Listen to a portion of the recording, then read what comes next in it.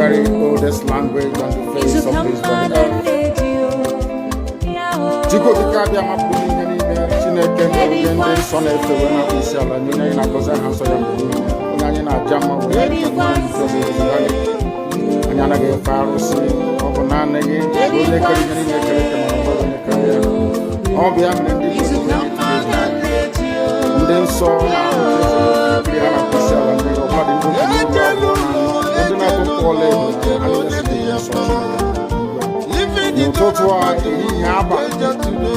no one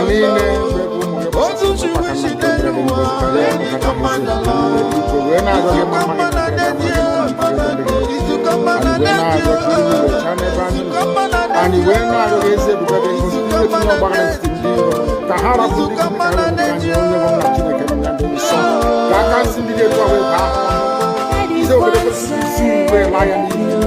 and you went out young. Be connected and make a difference with your source and you went out of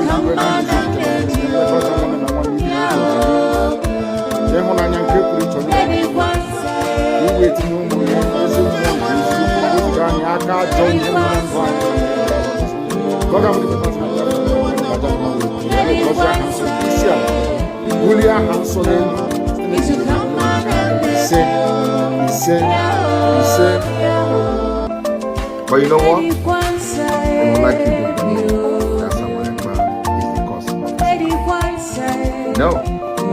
I am the solution, and the only way they can get to you is by kicking me out, which is not possible. I have come. Look what you do.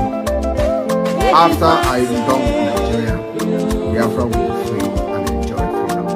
Biafra will know the importance of freedom and what happens in 5 years to come. Thank you.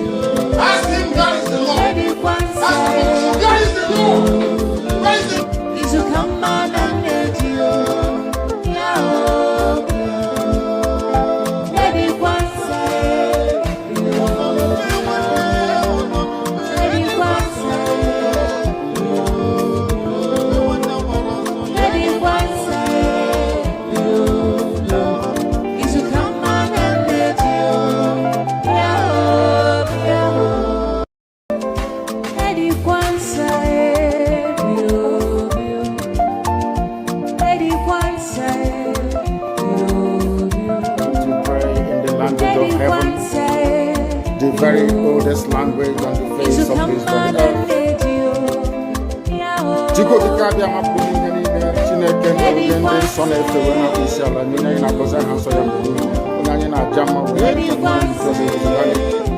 and Yanaka Faros, Obanana, all the and then saw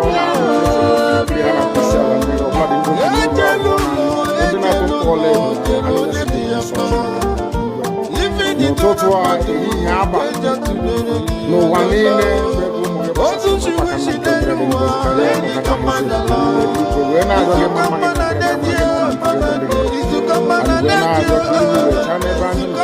and he went out of his Tahara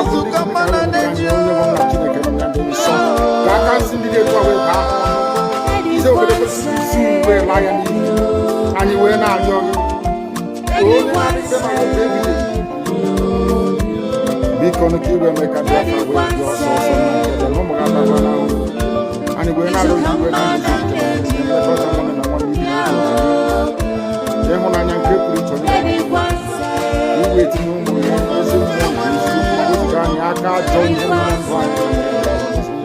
But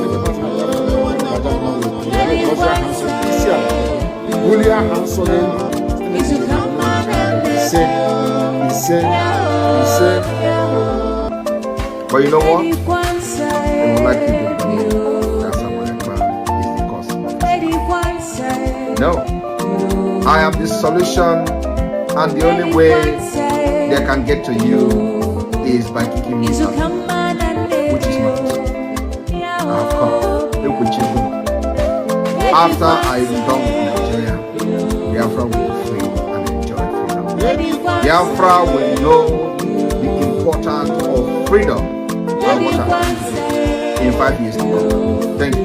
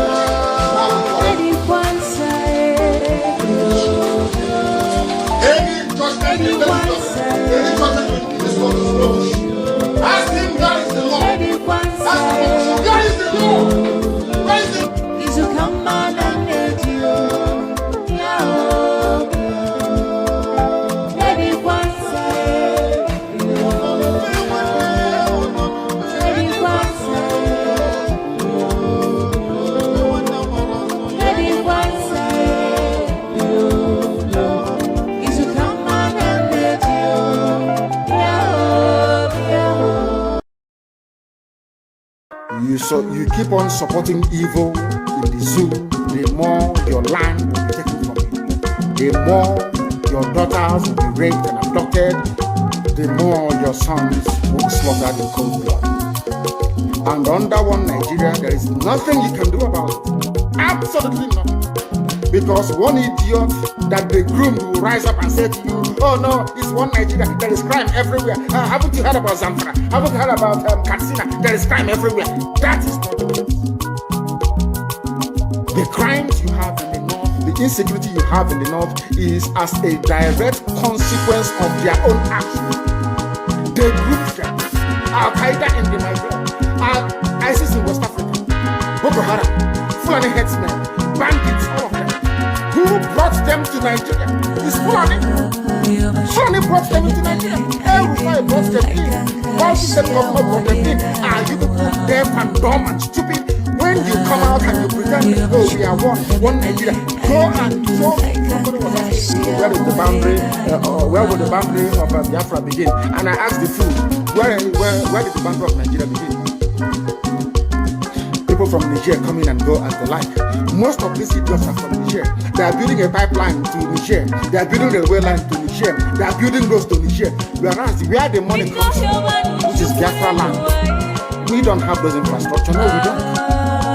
But you're taking our money. You come to you come to Onaji, you come to everybody, you come to Agule, you come to Ebo, you take our resources, sell it, get the money, and now you're building a way to get money, and you want me to be happy with you. Clap for your Nigeria. One Nigeria. I think you maybe not you are insane. You come to my land, you take our oil, you take our gas, you take our bumper, you take everything, our VAT, our tax and pay. You are now building a road from Katsina to Niger. Airport to Niger. Refinery to Niger. You take oil, you put oil from my land, you take it to Niger, you refine it, you bring it back to me as a refined petroleum. And you're telling me that country is viable. You're telling me that Nigeria should be supported. You are in one Nigeria. You're not going anywhere and you're dying every day. Because those that they appointed to speak for you, they gave them money so that they will come out. Pages of the newspaper to give the world, giving the impression that everything is okay when things happen. Go and see the contradictions in it. Nigeria is not working. We are marginalized. And then you come back and say Nigeria is fine. You must stay in it together. Are you not foolish? These are the useless intellectuals that you have. On one hand, say Nigeria is not working. You're marginalized. You're being discriminated against. You're suffering. They're killing you everywhere. And you come back to the same place and say Nigeria must be one. Had Nigerians gotten together to say they want to be part of this useless contraption, that's entirely their business. So, I mean, Democrats have subscribed to it. But have you asked yourself this question? Why is it that all those asking you to remain in one Nigeria has something to gain from Nigeria, or they have benefited in the past? Nothing more, nothing less. I saw the letter that Herbert wrote to President Biden. In it, Herbert said to come and help us fight terrorism in order to ensure that there will be no regional destabilization. That is their game plan at the U.S. State Department for very many years, until we stepped in.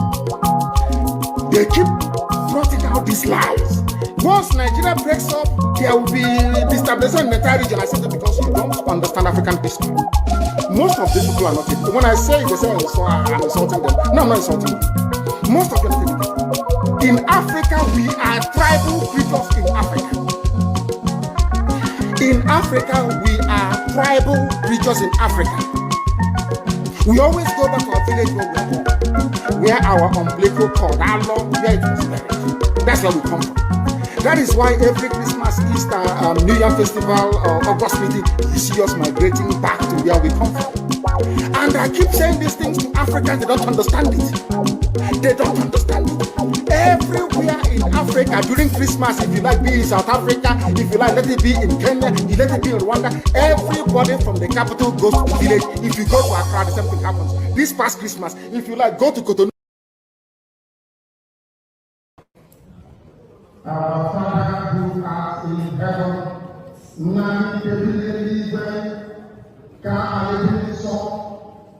that your name may be hallowed by name, that we may bow at the mention of it, that we may offer every glory unto thee, that we may offer you every adoration and adulation. To pray in the language of heaven, the very oldest language on the face of this very earth. Chukwu okike abịa mapụrụ m ihe niile, Chineke na onye ndị nsọ na-efe wee na-akpụ isi ala nye onye anyị na-agọzi aha nsọ ya mgbe niile, onye anyị na-aja mma wee na-eto anyị enweghị iche ọzọ ewezuga gị. Anyị anaghị efe arụsị, ọ bụ naanị gị bụ onye kere ihe niile kere eke mana onweghị onye kere ya. Ọ bụ ya mere ndị Igbo ji wee na-etu gị ebighị ebi. Ndị nsọ na-agba oche eze gị okirikiri ha na-akpụ isi ala nye gị, ọbụladị ndị okenye oru 2 na 4 bụ ndị na-atụ mkpọ ọla edo na ala ha niile si na ịdị nsọ Chineke nna nke igwe. N'ụtụtụ a, ehihie, abalị, n'ụwa niile bụ ebe ụmụ gị gbasasịrị ka ụkpaka nna nke ebere dị ngọzi ka anyị na-akpọkọta ha eze ebube n'ime eluigwe wee na-arịọ gị mma gị na ebere gị, amara gị na ọmịiko gị ebe ndị gị nọ. Anyị wee na-arịọ ka iru gị wee chaa n'ebe anyị nọ. Anyị wee na-arịọ gị eze ebube dị ngọzi ka igwe tinye ọgbaghara n'etiti ndị iro, ka ha rabụ ndị kụziri ka ha wee megide anyị, onye nwe m na Chineke nna dị nsọ, ka aka nsị ndị dị etu a wee baa ha ọnụ, ije obodo ekwensu bụ zuu wee laa ya n'iyi. Anyị wee na-arịọ gị, onye na-adịgide ma ruo mgbe ebighị ebi, biko nụ ka iwe mee ka Biafra wee bịa ọsọ ọsọ nna nke ebere na ụmụ gị atakwala n'ahụhụ. Anyị wee na-arịọ gị ka iwe na anyị ezi echiche na amamihe, mmekọrịta nwanne na nwanne, ịdị n'otu ọganiru, ịhụnanya nke pụrụ iche onye nwe m na Chineke nna, ka iwe tinye ụmụ gị ezi mmụọ nke eziokwu ma wezuga anyị aka ajọ ihe n'ime ndụ anyị nna nke ebere dị ngọzi. Ka ọ ga-abụ na ikpeta maazị na Biafra ga-abịa, anyị ga-aja gị mma wee too gị, wee gọzie aha nsọ gị, kpụ isi ala nye gị, bulie aha nsọ gị elu site n'ebighị ebi ma ruo n'ebighị ebi ka a na-arịọ gị. Ise ise ise. This very morning, all of you, I believe that those who are watching know who we are and why we do what we do. My name is Nnamdi Kanu. I am the leader of the indigenous people of Biafra all over this very planet Earth, the director of Radio Biafra and Biafra Television, and by the very special grace of the Most High Elohim, Chukwu Kikabia Mapurumi Henine, servant of the wonderful people of Biafra. We are live and we are direct this very morning, afternoon, or night, depending on where you are. And we start this very day by making it abundantly clear that the greatest enemy of a black man is the way that we reason. If not that the way we reason is very, very abhorrent, there is no need or reason why we should be suffering and complaining every blessed day without the courage to do something about it. When my lawyers came to see me, I had a discussion with them about how I'm going to defend myself. I told them that no court in Nigeria has jurisdiction to try me. Because since this offense was committed in England, so they said, it's only a UK court that can give a Nigerian court the authority to proceed, isn't it? Based on that, they now amended the charge again. I removed London. Location of the broadcast. Contrary to section 196, 174 of the Terrorism Prevention Act 2022. In violation of their own laws. In violation of their own laws. And you want me to stand trial under such circumstances? Is that possible? Nnamdi Kanu to stand trial where these shenanigans are going on? It's not possible. Anybody standing in trial or coming to try me is a terrorist. That's what they are not saying. Not me. As simple as that. Section 2, subsection 3F of Terrorism Prevention and Prohibition Act. That's what it says. Any court considered to try me is committed an act of terrorism. Yes. Very clear. You cannot violate a treaty that Nigeria entered into and then come to try that very person. It's not done anywhere in the world. So you must be aware of that. So that is why there is all these ridiculous delays. That is what Supreme Court said. I did not jump bail. My home was invaded.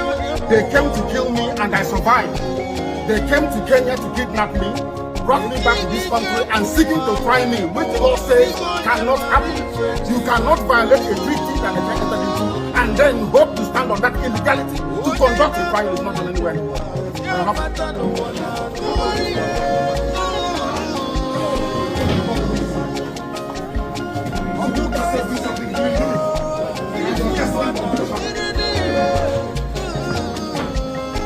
And you wonder why God cost you.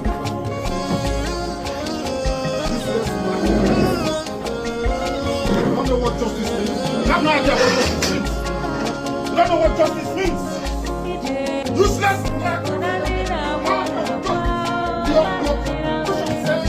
You cannot try anybody unless the law is written. Show me the written law. Show me the written law. I want you to talk to this. Show me the law. Don't try that. Don't try that. Don't try it. Don't try it. Don't try that rubbish. Don't try rubbish. Useless people. You don't know law. You don't know law. Your own constitution you don't respect. Supreme Court's judgment you don't respect. Then why are we in the place? Why are we in the court of law?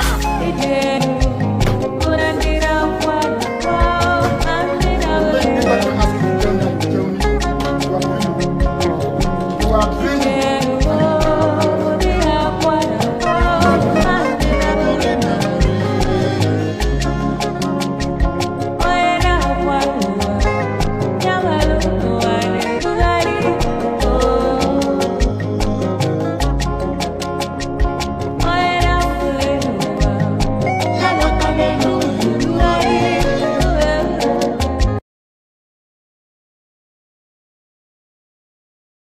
must be defended at all costs. At all costs.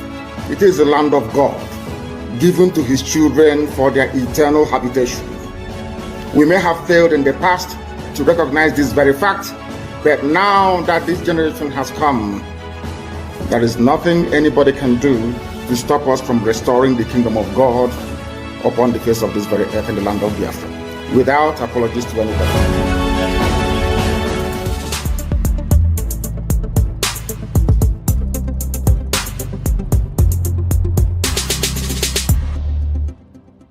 The Fulani approach to the zoo called Nigeria is called the devil's alternative. Fulani, they have this two-pronged approach to the issue of one Nigeria. If they collapse you through banditry, they will overrun you because they believe they have superior weaponry. Right now, and all of them are in this game together. That's number one. If you sue for peace, which idiots like Omahi are doing, if you sue for peace, they will also get what they're looking for because they will plant Ruga in every local government area. The devil's alternative, whichever option you choose, men are going to die. Men will die. It doesn't matter the option you choose. If you wait for them to do things peacefully, which they will never do, they are going to kill you anyway because they'll be Ruga. And you allow them to forcibly take over your land, you are taken over, they will take it by force. And Fulani will plant their people in your local government areas. That in the next 100 years, you'll be hearing about Olo Emirates. And then we'll be like Hausa people. Our grandchildren will now ask their parents, what happened? They will say, oh no, there was somebody called Hope. He was playing politics. He loved Nigeria. That was when they called Umahi. He loves Fulani. He used to be our brother. But then we are gone. As a race, we are finished. And I said to these fools, Fulani Caliphate is dealing with you people, but you don't know it. They are like the vulture. Nigeria is pregnant. If Nigeria dies during the pregnancy, they benefit. Nigeria gives birth to the Aruga, which they want, a new Nigeria, which they want, is also to their benefit. The only people aiding and abetting them are these quislings, the fulefus from the East, intellectuals, and sophisticated morons from the West. Ojukwu negotiated restructuring. What happened? They came back and they said no. Ojukwu said, okay, so you want to continue to kill my people all over the place? No. Because of that, I'll declare Biafra. Today, they have brainwashed all of you with the perverse notion and thinking that somehow Ojukwu is responsible for causing a war, when opposite is the case. That Gowon was the aggressor, not Ojukwu. That's how Nigeria is. Always blaming the victim. And we lost over 5 million people during that very genocidal war. They killed over 5 million Biafrans. They wanted to wipe us away from the face of this very earth. But we survived it. And we're here today. Those they gave birth to, they have come. And this time with a wrath that you cannot even begin to imagine. And what we are pursuing is a part of pressure, relentless pressure to ensure that Biafra comes. How are we going to employ that pressure? There are only two ways to get your freedom in the history of the whole world. Freedom can be gotten only two ways. One is through the ballot box. In other words, people will contest and they will have Biafra Nationalist Party. Yes, as they have in Scotland. And then we vote for them. When they then go to the house or maybe go to Abuja, they will say, we are here under the mandate of Biafra Nationalist Party. Because of that, we want to go and conduct a referendum in order for us to be free. The other way, you fight. Either you go to the ballot box or you fight. Which option are we choosing? We have chosen to fight.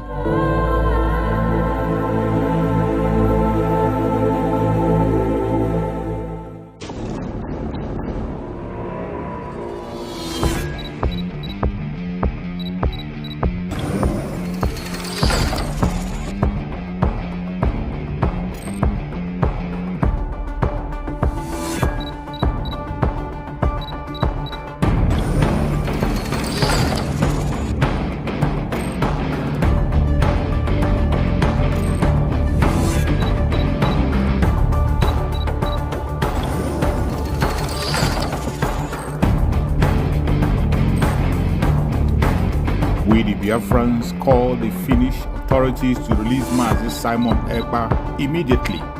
Our Prime Minister, Mazi Simon Ekpa Joko, has not committed any offense. Therefore, we demand for his immediate release. Free Mazi Simon Ekpa and free him now. No hand must stop Mazi Simon Ekpa from exercising his duty as a free man.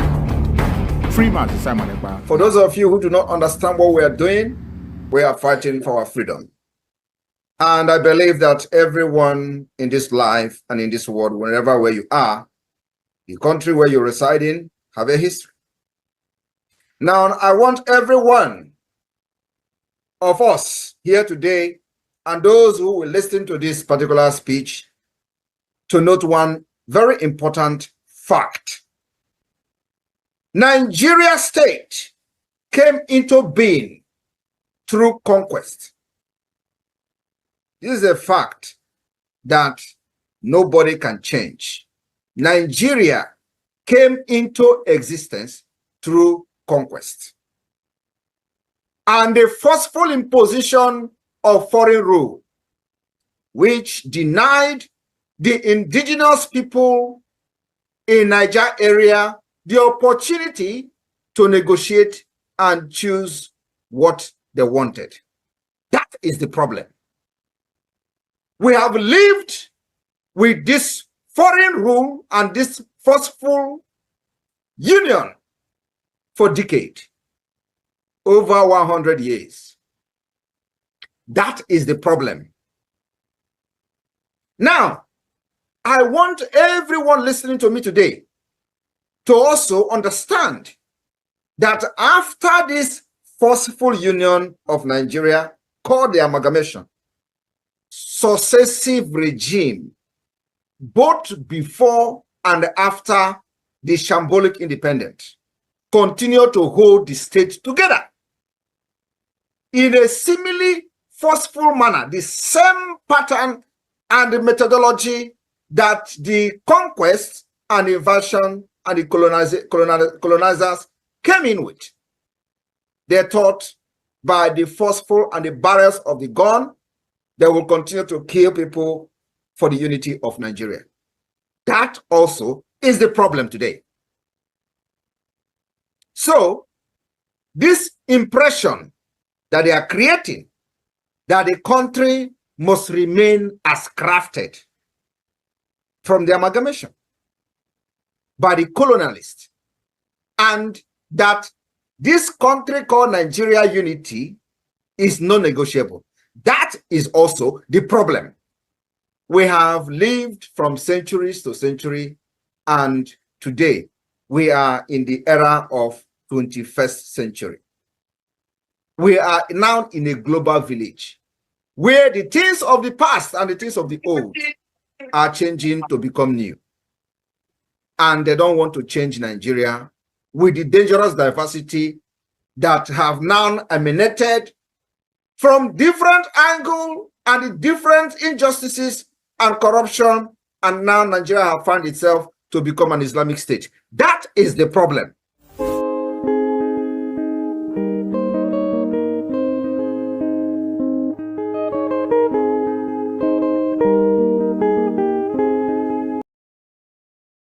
Under bondage in the zoo will be set free.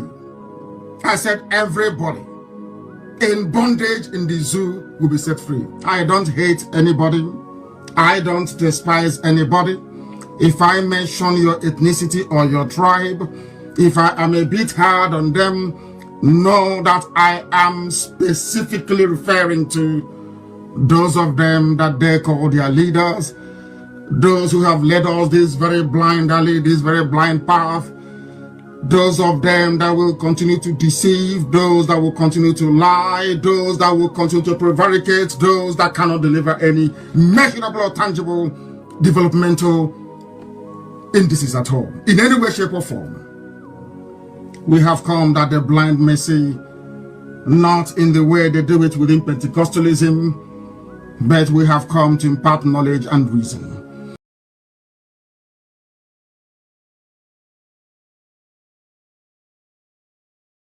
The language of heaven, the very oldest language on the face of this very earth.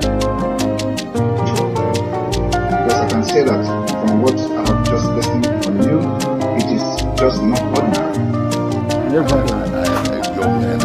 Very wonderful.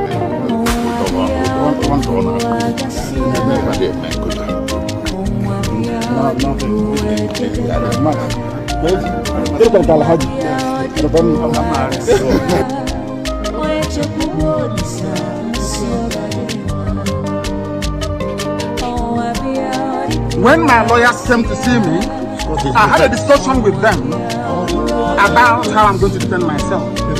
I told them that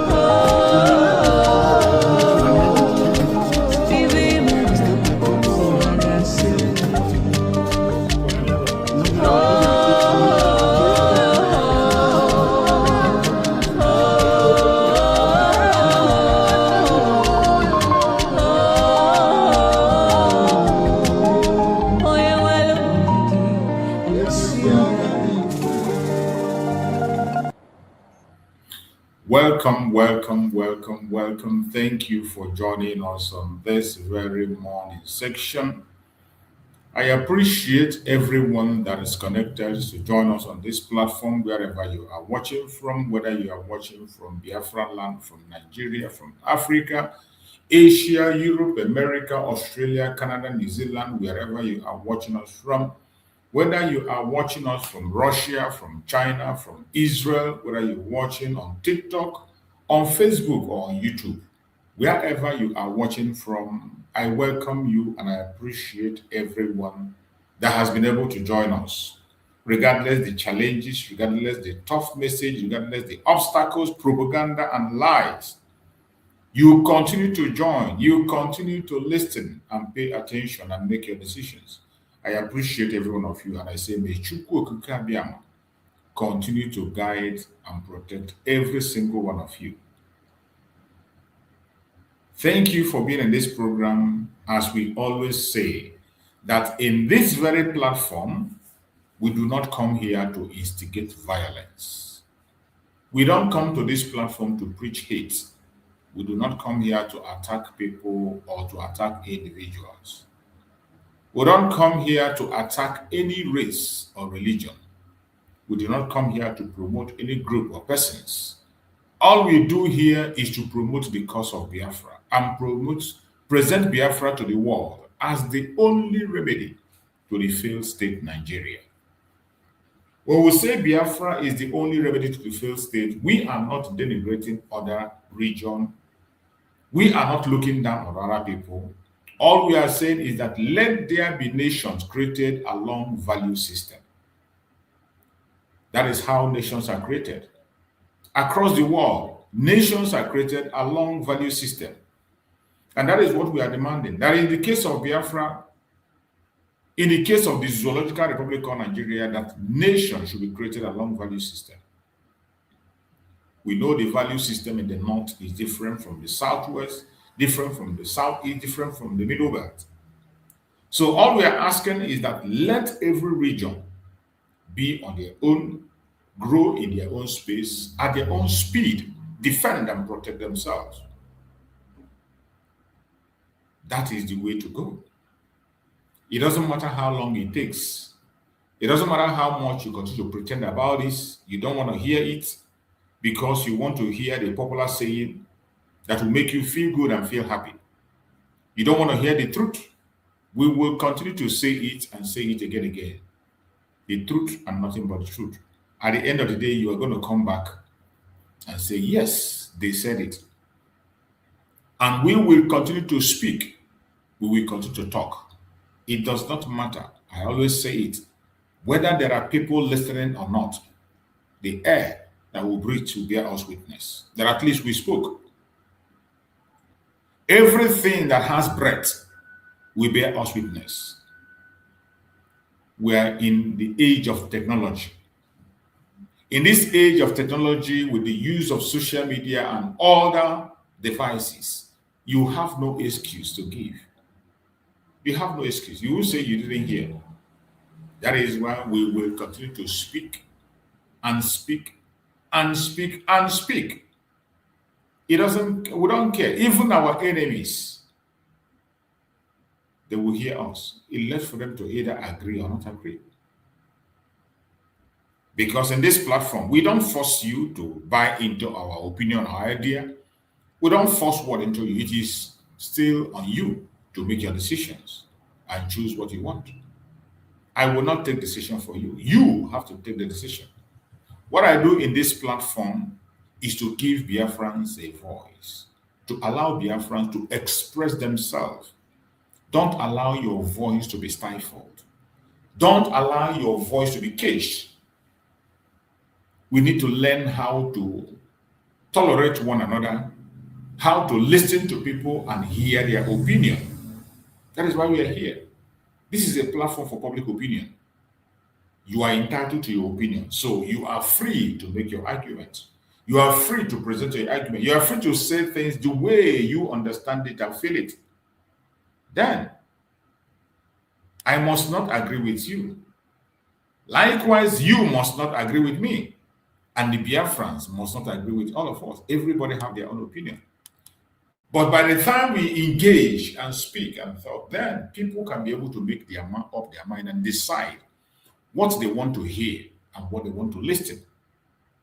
Because every decision you take in life, you'll be held responsible. There is a consequence for every single decision we make in life. There is always a consequence. You can continue to run away from it, but I tell you, a time will come when you can't escape. They say the evil that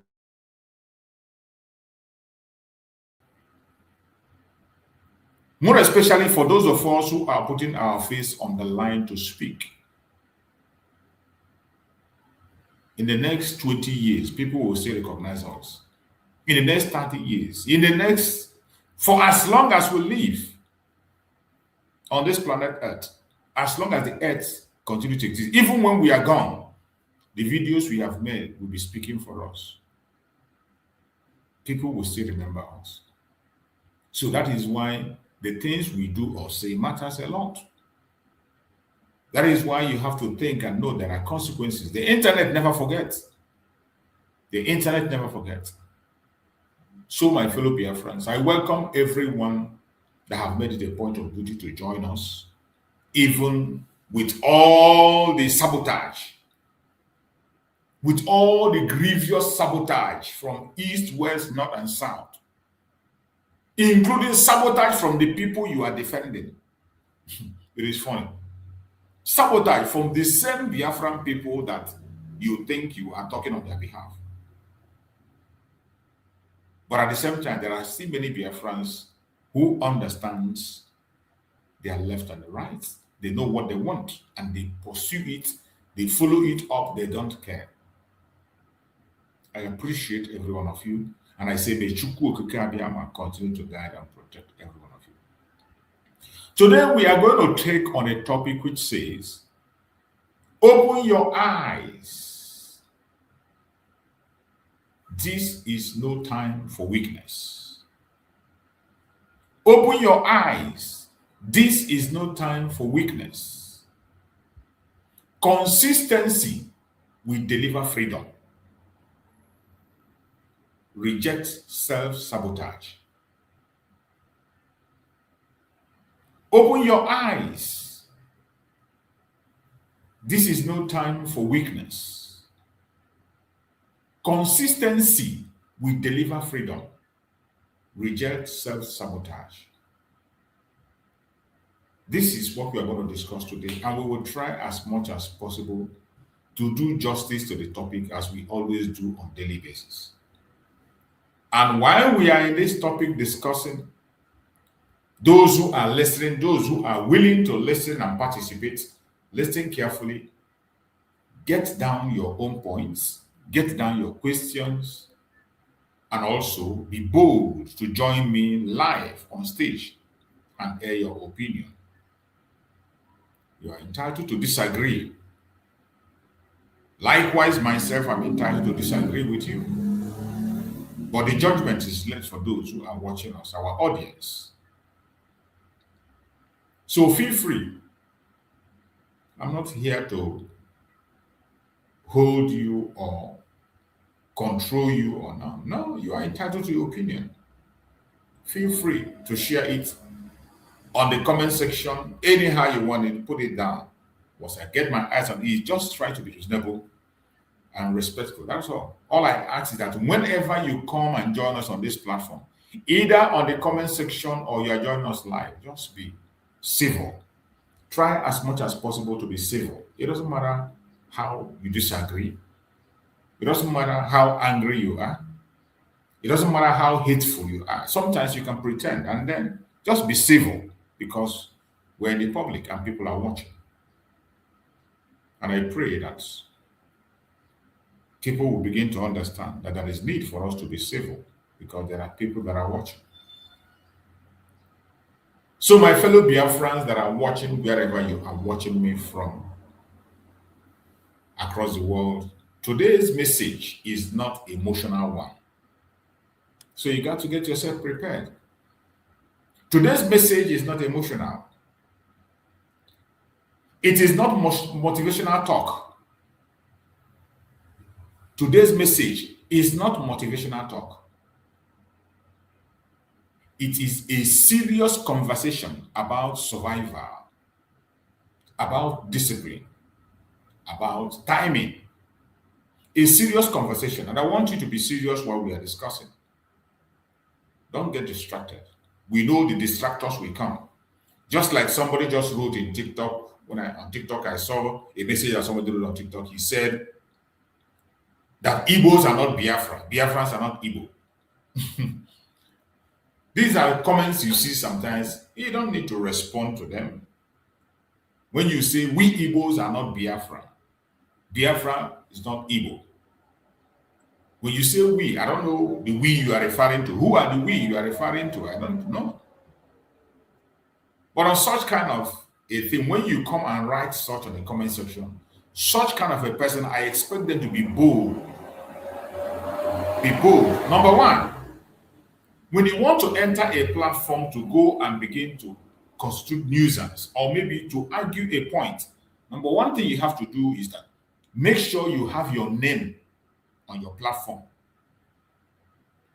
Have at least your picture. Have at least your picture on your platform. Or better off, appear on video and speak and talk. That will make people to understand you better. It will make people to see you, to digest your argument better. But when you come online and you type those kind of a word, number one is that you don't have a name. There's no name on your platform, no picture. Picture is not there. You are not on video and not ready to be out there. So I find it difficult to comprehend such kind of audacity that you have. You met somebody on a platform who is preaching the gospel of Biafra, seated with his own face, appearing with his name there, talking. That you disagree with him, there's nothing wrong in disagree. You can disagree. You're entitled to that. But disagree sensibly. Disagree sensibly. Use your senses. So when I see certain people that do that, it's laughable. It's just a distraction. It doesn't want attention. But we must continue. So today's message is not emotional. It is not motivational talk. It is a serious conversation about survival, about discipline, about timing. I want my fellow Biafrans that are in this platform today watching me to hear me clearly. Hear me very clearly. If you're in this platform today watching, hear me clearly. Freedom does not fail people. People fail freedom. Freedom does not fail people. It is the people that fail freedom. We are at the moment in history where opportunity is presenting itself. When you look at the line of topics I discuss these days and things I talk about, every sensible and reasonable Biafran should be thinking twice. You should engage yourself into a critical thinking. We are at the moment in history where opportunity is presenting itself. But opportunity only benefits those who are consistent, resilient, and disciplined. Always remember that. Yes, opportunity presents itself to us as Biafrans. But that opportunity benefits only those who are consistent, resilient, and disciplined. The broadcast of today is a wake-up call. And I want you to listen to this broadcast today with an open mind. It's a wake-up call. Some things we might say in our program might make you uncomfortable. Things I will say might make you uncomfortable. But you have to control yourself. Listen with an open mind. Pay attention. If you have a different opinion, feel free to join and say. Things I will say might sound very uncomfortable. The greatest danger to Biafra struggle today is not external pressure. It is internal self-sabotage. The greatest danger to the Biafran struggle today is not external pressure. It is internal self-sabotage.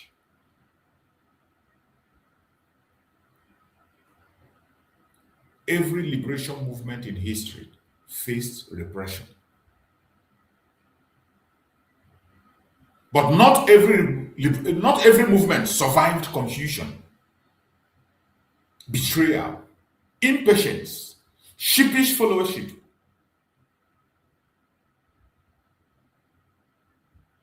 Not every movement survived confusion. Not every movement survived betrayal. Not every movement survived impatience. And not every movement survived sheepish followership. But remember, every liberation movement in history faced repression. Biafrans, we must stop destroying ourselves when the pressure increases. We must stop destroying ourselves when the pressure increases. The moment things get difficult, some people panic. Some people spread fear. Some people start chasing rumors. Some people abandon discipline. That is the way struggles collapse. That is the way struggles collapse.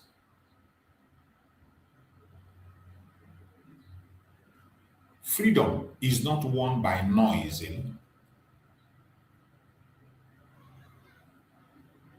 Freedom is not won by noise. Freedom is won by clarity. Freedom is won by clarity, consistency, and restraint. That is how freedom is being won. This message today is for us, Biafrans. This is our message for us, those of us who are Biafrans. Those of us in this journey. Those of us who claim that they are looking for freedom. This message is for us. Freedom is not won by noise. Freedom is won by clarity. Make things clear to everybody. Consistency, remain consistent. Remain consistent in your speech, in your word, in your programs. Restraint. That is how freedom is being won.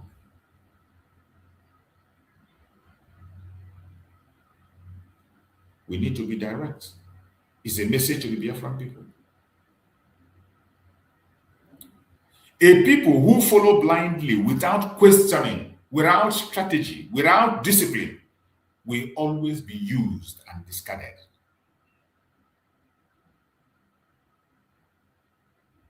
A people who follow blindly, without questioning, without strategy, without discipline, will always be used and discarded. Sheepish followership has cost us a lot and continue to cost us up to today. Even as we speak, it's still costing us. Sheepish followership has cost us time. It has cost us credibility. It has cost us unity. And it has cost us direction. Sheepish followership in this journey. Keep your minds open while we dig into this program today. Today's message is not for the Janjaweed. It is for the Biafran people, for us, for me, for you.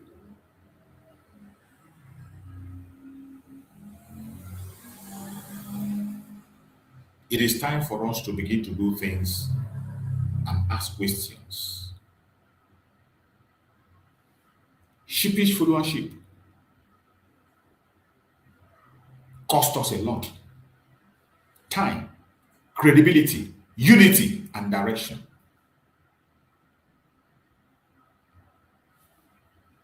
It is important for you to know, if you don't know already, that not everyone shouting loud is leading wisely.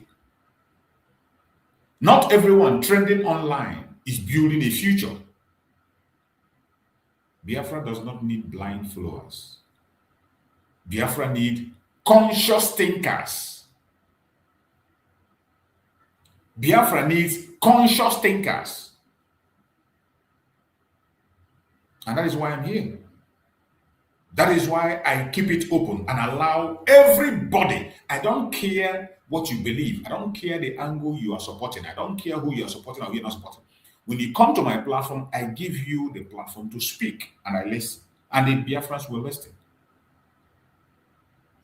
We dig it out and people will see how smart your points are. There are so many areas where we agree. The central area we agree, in pursuit of freedom. You come, you exercise, and you explain how you are going about it in your own way that you believe. I have nothing against you. I'm not attacking anybody. I'm talking about you. At the same time, you allow me to preach my message and go towards my own direction.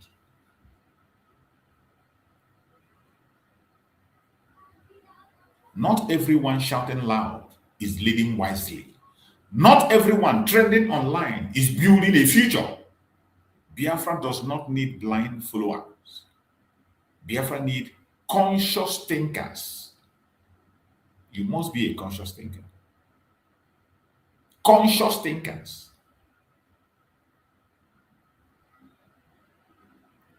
Movements advance when people ask hard questions. That is how movement advance. When people ask hard questions, those questions you don't want to hear. Difficult questions you don't want to put your ears on. You don't want to hear it. It makes you uncomfortable. Those are the questions that will make you to move, to do extraordinary things. It will ginger you to perform things you never believe you can do. Movement advance when people demand discipline. Movement advance when people reject emotional manipulation. You must ask hard questions. You must demand for discipline. And you must reject emotional manipulation.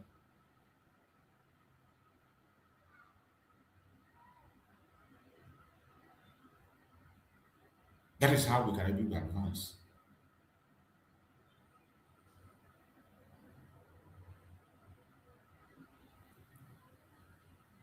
If we do not grow, if we do not grow politically within ourselves, we will keep repeating the same mistake over and again, over and over. We need to grow up. We need to grow up. We want to be free. We need freedom, yes, but there are certain things that we must do. There are certain facts and figures that we must accept. There are certain truths that we must accept.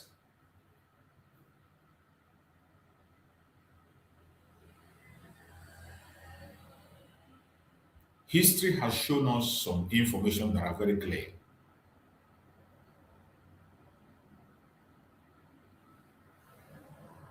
History has shown that international opportunities do not last forever.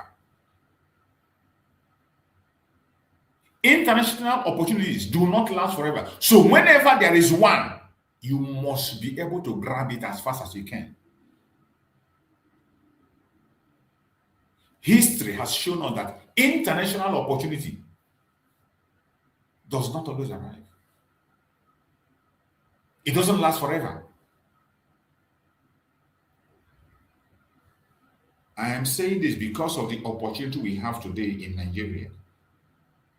With the designation of Nigeria of CPC and the entire focus of the United States on Nigeria today for solution, it is a great opportunity that must not be missed by Biafrans.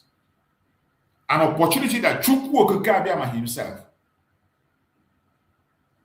put in place for us. How are we using that opportunity? Every single one of us that is jumping, gallivanting, and claiming what we are and what we are not. How are we using that opportunity? International opportunity does not last forever. Moments open, moments close. When the world is watching, your behavior matters. Your discipline matters. Your unity matters a lot.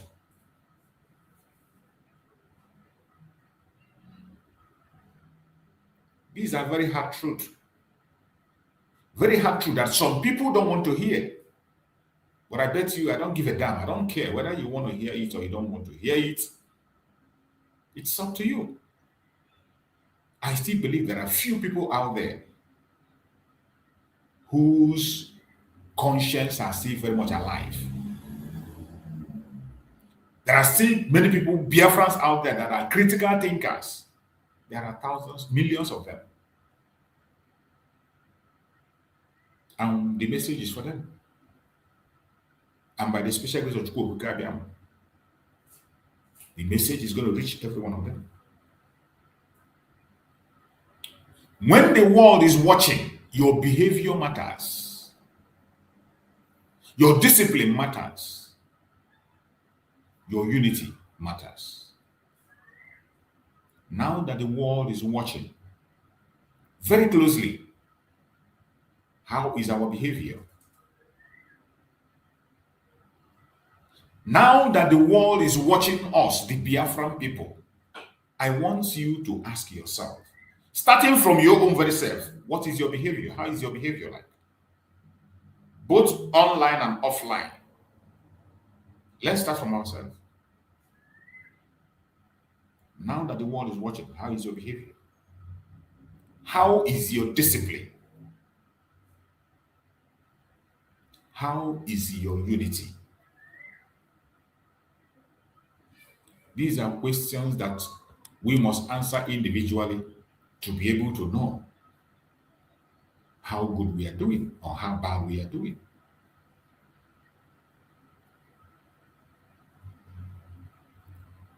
No serious global actor support a movement that is disorganized.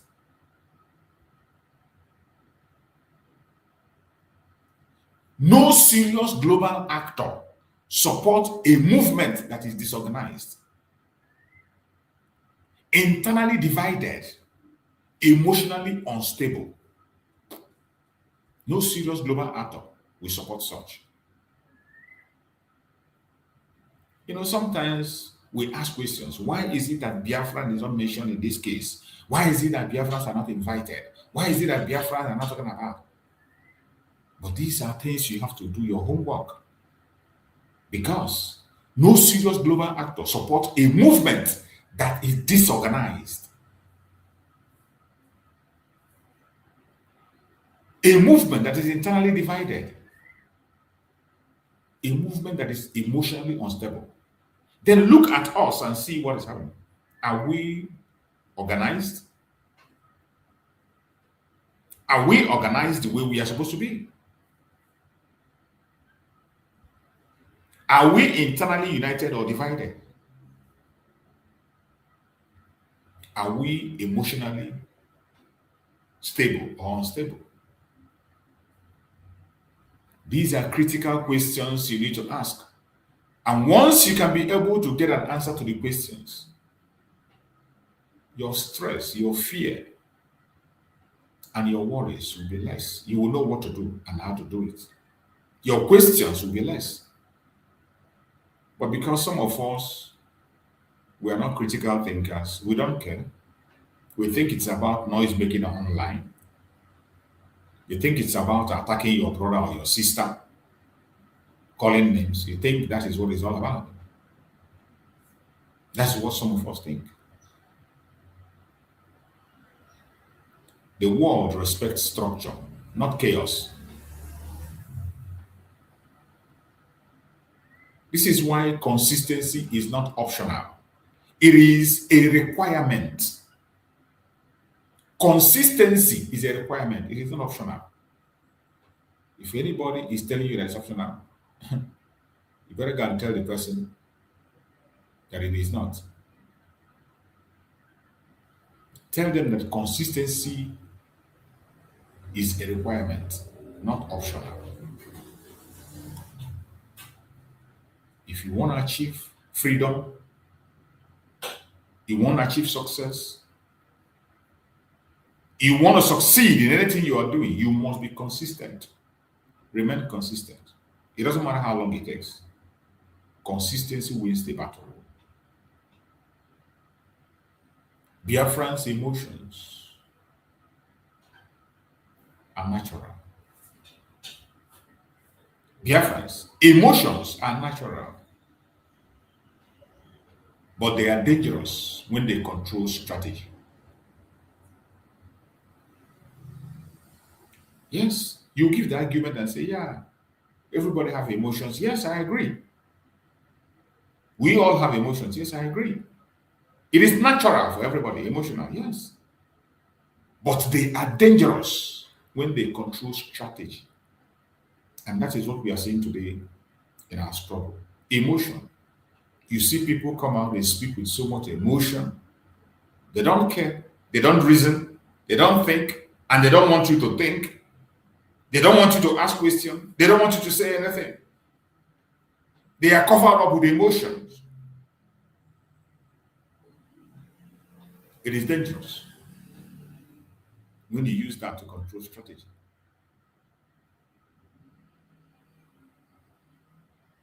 Anger without direction leads to mistakes. We have seen it on several occasions. Anger without direction leads to mistakes. And we have seen it in this struggle so many times. People get angry. Yes, you have the right to get angry. You'll be provoked. But while you are getting angry, let that your anger be directed to something or somewhere. Let that your anger have a direction. Because anger without direction leads to mistake. You make more mistake. We must control our anger. Excitement without planning leads to regret. Some of us, we are just getting excited for nothing, without any plan. Overexcitement without planning leads to regret. We have seen it in this struggle. We continue to see, even up to today. You see some people that are just excited for nothing. They are just excited for nothing, for no reason whatsoever. They come, they speak eloquently, they talk beautifully, they make arguments, excited of something they preach, they tell you, oh, this and that and that. There is no plan. There is no plan to move ahead. There's nothing wrong to be excited. But when you are excited about an issue, about a success, there has to be a plan. There has to be a plan to move on. But what we see today is excitement without planning. And at the end of the day, it is regret. Fear without analysis leads to surrender. Fear without analysis. Some of us are just afraid for nothing. You are just afraid. Fear of the unknown. You are just afraid for nothing. Fear without analysis. It leads to surrender. Fear have led many people to run away from this struggle. They are no longer here with us. Fear have made some people not to do what they are supposed to do in this struggle. They will just sit back and they will analyze and tell you this and that. They're just scared. They're just scared. They're just scared for nothing. Some people are so scared that they can't even talk about Biafra anymore. They will not post anything that has to do with Biafra. They won't share any program that has to do with Biafra. You can't hear it from their mouth. Some who are talking about Biafra cannot move and take action simply because they are afraid. Even when they claim that they can do something, they are afraid. They are so scared. In their action, you see fear. But verbally, they talk about issues. They make promises. They tell you things that you want to hear. But when it comes to action, you will see nothing. Nothing. Absolutely nothing. It is not because they cannot do it. They can, but they are afraid. They are so scared for nothing. Fear without analysis. And already they have surrendered. They have surrendered. Even when some of you still think that they are working, they've surrendered.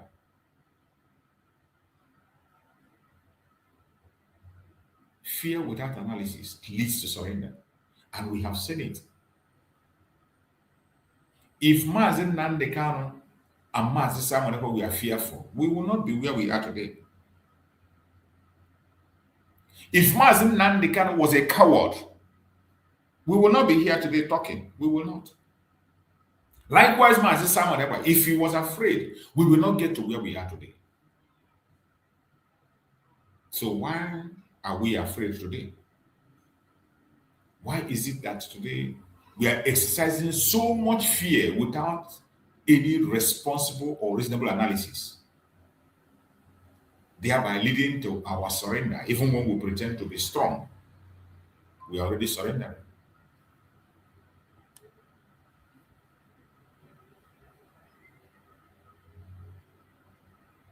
Every disciplined movement on the planet Earth knows when to speak, when to act, when to wait, and when to push. Every disciplined movement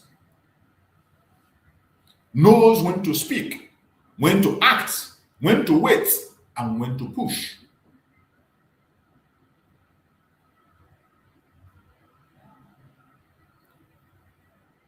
The Biafran struggle that we are in is not a sprint. It is a careful managed process.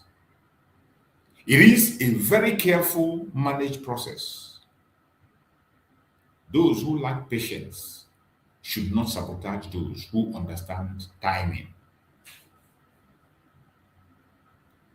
Those who lack patience should not sabotage those who understand timing. That is why I say there are levels of understanding, and we need to give room for everybody to express themselves. Don't hold it against anybody. Our level of understanding differs. Our level of strength differs. Our level of comprehension differs.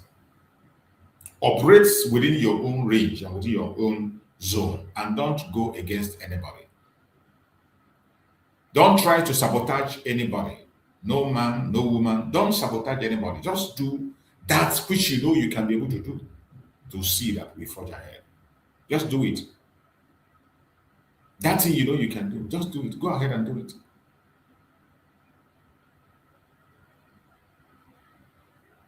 As I said, my message today is to Biafran people. And this is my message.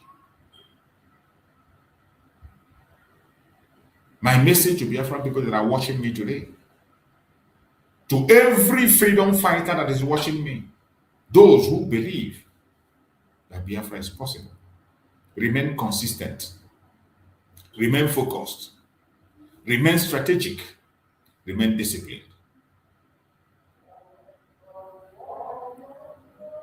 If you believe that Biafra is possible, deep down in your heart, you are one of those who is chosen, who knows what he or she wants. Remain consistent, remain focused, remain strategic, and remain disciplined. Reject every self-sabotage. It doesn't matter where it comes from. It doesn't matter who is pushing you. It doesn't matter who is bankrolling you. It doesn't matter what is happening. Reject self-sabotage. Reject the culture of rumor. Reject panic behavior. And reject blind loyalty. Reject blind loyalty.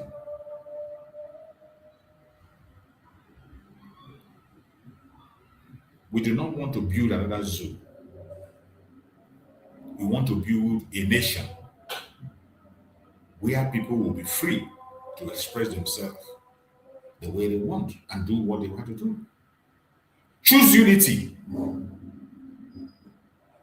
Choose political maturity within yourself. Choose strategic patience. Strategic patience. Don't just act or react or shout for necessary things. Learn to be strategically patient. Choose long-term thinking. Choose long-term thinking. Think before you do anything. Don't just rush and jump into issues, jump into argument, jump into discussion, go in and curse at somebody, attack people without proper thinking. Before you do anything, think over and over again.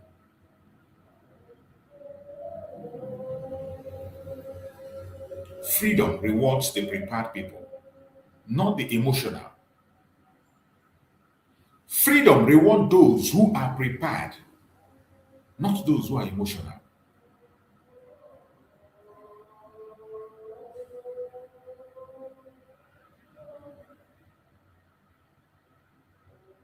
It is very important that we pay attention. If you are being asked today, if somebody asks you today, what is hurting the Biafran struggle more today? What are you going to say? If somebody asks you, what do you think within yourself is hurting the Biafran struggle today? Choose between external oppression and internal self-sabotage. Which one are you going to choose? Be honest. Just be honest to yourself. If you are being told to choose between external repression, external oppression, and internal self-sabotage, which one are you going to choose as what is hurting Biafran struggle more today?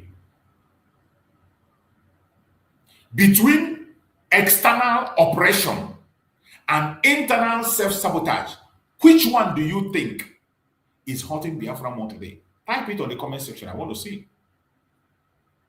Whether you're watching on TikTok or Facebook or YouTube, type it on the comment section and let us know. What do you think is hurting the Biafran struggle more today? External oppression, A. B. Internal self-sabotage. A. External oppression. B.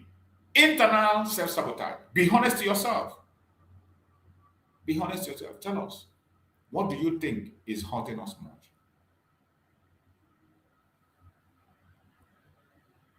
It is important sometimes we speak to ourselves. Yeah, I can see it. Those on Facebook, I can see your response. I see your response on Facebook.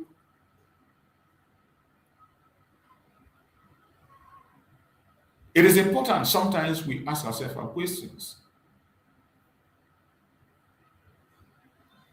Nigerian government cannot do anything to us. They can't hold us for too long. If we do our homework properly. The Zoological Republic have lost it already. They have lost the battle long before now. The zoo have lost it. It just breeze. You blow breeze and they fall. They have nothing. The Janjaweed have lost it completely. They have lost it. Just with this simple tweet of Donald Trump and the focus of the US on Nigeria, it is gone. Everything is being exposed. Every single thing in Nigeria is is in shambles. Not everything is in shambles. Nigeria has fallen. The politicians can continue to pretend that, oh, all is well, and everything they are showing there is movie. I just saw the address of the lawyers of Mazen Nandikam. You heard Maxwell, what Maxwell said. Many of you must have seen the new address of Maxwell on the case of Mazen Nandikam, and how judges, even judges in Nigeria who are still part of that system, the judges are willing and ready to even go forward and fight for Mazen Nandikam because of the illegal conviction of Mazen Nandikam and the illegal sentencing. The judges themselves are fighting. So you can see the problem mostly is the internal sabotage. Not even the external can be handled. Chukwu Okekabiyama have already handled the external problem by itself. When you listen to that very program, that very address of Maxwell after the case of lawyer Jumako yesterday, lawyer Juwan showed when they went to their court, what is yesterday visit. Some of you must have seen the video. Let me see if I can get the video and play. Let us listen and hear what Maxwell had to say. Also, some people have been asking. Some people have been asking about what happened to my Facebook that I have not been addressing people. They asked me. So, well, we decided to concentrate in the things that we are doing. And I want to say that this particular funny convict and the sentence of Nnamdi is a blessing in disguise. I was surprised that about 5 serving judges, which I will not mention their names, Federal High Court, Court of Appeal, and Supreme Court, serving, have taken this upon themselves. In fact, one even called me this morning. They have written grants of appeal and sent to us. So I continue to ask myself, does it mean that we still have some judges with conscience in this country? The answer is yes. Yes, we have. I can comfortably tell you that I'm not talking about the retired judges, those that are serving. Then when you're talking about the retired judges that have taken this upon themselves, one called me. They are busy calling me, asking me, please, have people file appeal? You say no. They said don't file. Don't file. We are interested. They were researching. Professors, both here in Nigeria and abroad, they have taken it upon themselves. I said, sure. So, Mazen Nandikam, people love you like this. Not Igbo, so from Yoruba nation, Hausas, those with conscience. Yes. Those who felt that, no, this thing cannot happen to this man. Now, having said that, I want to also tell you that I was at a correctional center yesterday at office of the Controller General of the Correctional Center. That was on a Thursday. I went there to go and see the director, the Controller General. The problem we are having is that if you watch, those of you, if you read that particular judgment, in the sentence it said, Mazen Nandikam should be kept in any protective custodian center within Nigeria. He never mentioned any place. Now, the time we went to DSSS, because we went there, that was the sentence and the conviction and sentence was done on the 20th. On the 21st, we went to that place. They told us that they have moved Mazen Nandikam out. We asked them where. They said that we should go to their headquarters, DSSS headquarters. No, when we went to that place, they told us that we should not be coming here, that Mazen Nandikam has been transferred to Sokoto. We said, how? We said that we should go and ask the correctional center that the thing is no longer in their power. Good and fine. We went to Sokoto. They said that the order is from court. We said no. The judgment did not specify that it was in Sokoto. Why should you use their power to transfer in Sokoto? They said that we should go back to that court. We went to that court. We applied to have the CTC of the remanding order. That particular CTC has not been given to us.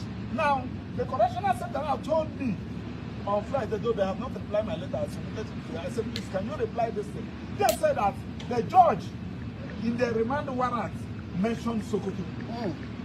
This is man inhumanity to man. This is wickedness to the highest order. The question Nigerians are asking, including those with conscience here, why Sokoto? You know that this man, this man has interlocutory appeal against your ruling and their judgment, which he filed by himself at the Court of Appeal. He also filed some motions at the Supreme Court. The day he went to Supreme Court, people saw how people with conscience left to their work, and they were hailing him, encouraging him that he shall overcome. Now, on what basis are you taking him to Sokoto? Now we are not asking. Today is it's the 15th. So today is 15th.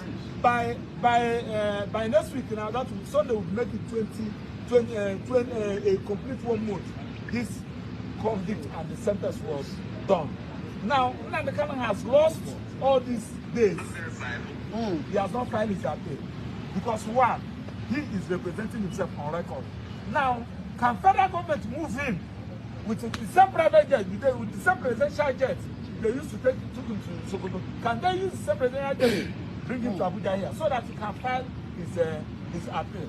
For the way I'm saying this, and for those of you who are asking that you have not seen me, we are working, we are following everything legally, and also want to thank the people of the Southeast, the Igbos, who have shown maturity, continue to show maturity, because they want to so that they can do something. And also, not only the Igbos, when in Nigeria, people with conscience, nobody should take laws into their hand. We are following it. We have written the necessary letters we're supposed to write, and we believe that at the appropriate time, justice will be done. But finally, before other people talk, I also want to advise the president.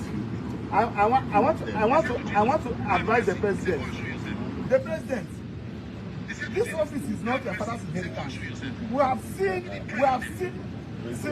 presidents come and go. They have been there right from Zike, Gowon, and all of them, both military and civilian. Please, whatever thing that you are doing, remember where you are coming from.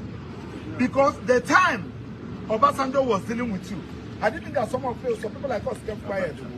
No, I'm talking about Obasanjo that withheld his allocation when he was yes. And I don't want to go into that of Abacha that when you ran away. But where is Abacha today? The disaster that just left before you, Buhari, who was saying that yes, Mazen and the Kanu will die. Where is he today? So whatever thing, I don't know who is advising you. We have said it that please, those who are advising you should also consider their advice. Finally, to the judiciary, we continue to say it. We are not saying that yes, you have your power under section 6 to make the order you are going to. Remember that whatever judgment you are giving today will be read by your great grandchildren. And also to remember that whatever you are doing today, you come after, you go and ask Malami. Malami is in EFCC calling human rights. He will eat that. Chido Kanu is telling Malami, why are you crying? They are doing what you talk about. The legacy you left, that's what they are following. So please, when you tell me went on BBC, Seshore was trying to overthrow the government. Now you have overthrown the naira. The final now you are in prison. Even overthrow dollar. Yes, overthrow dollar. So overthrow what I'm talking about the judiciary. Are you what I'm saying? Please don't allow anybody to make you subject of a prayer point. People have made some judges their prayer point.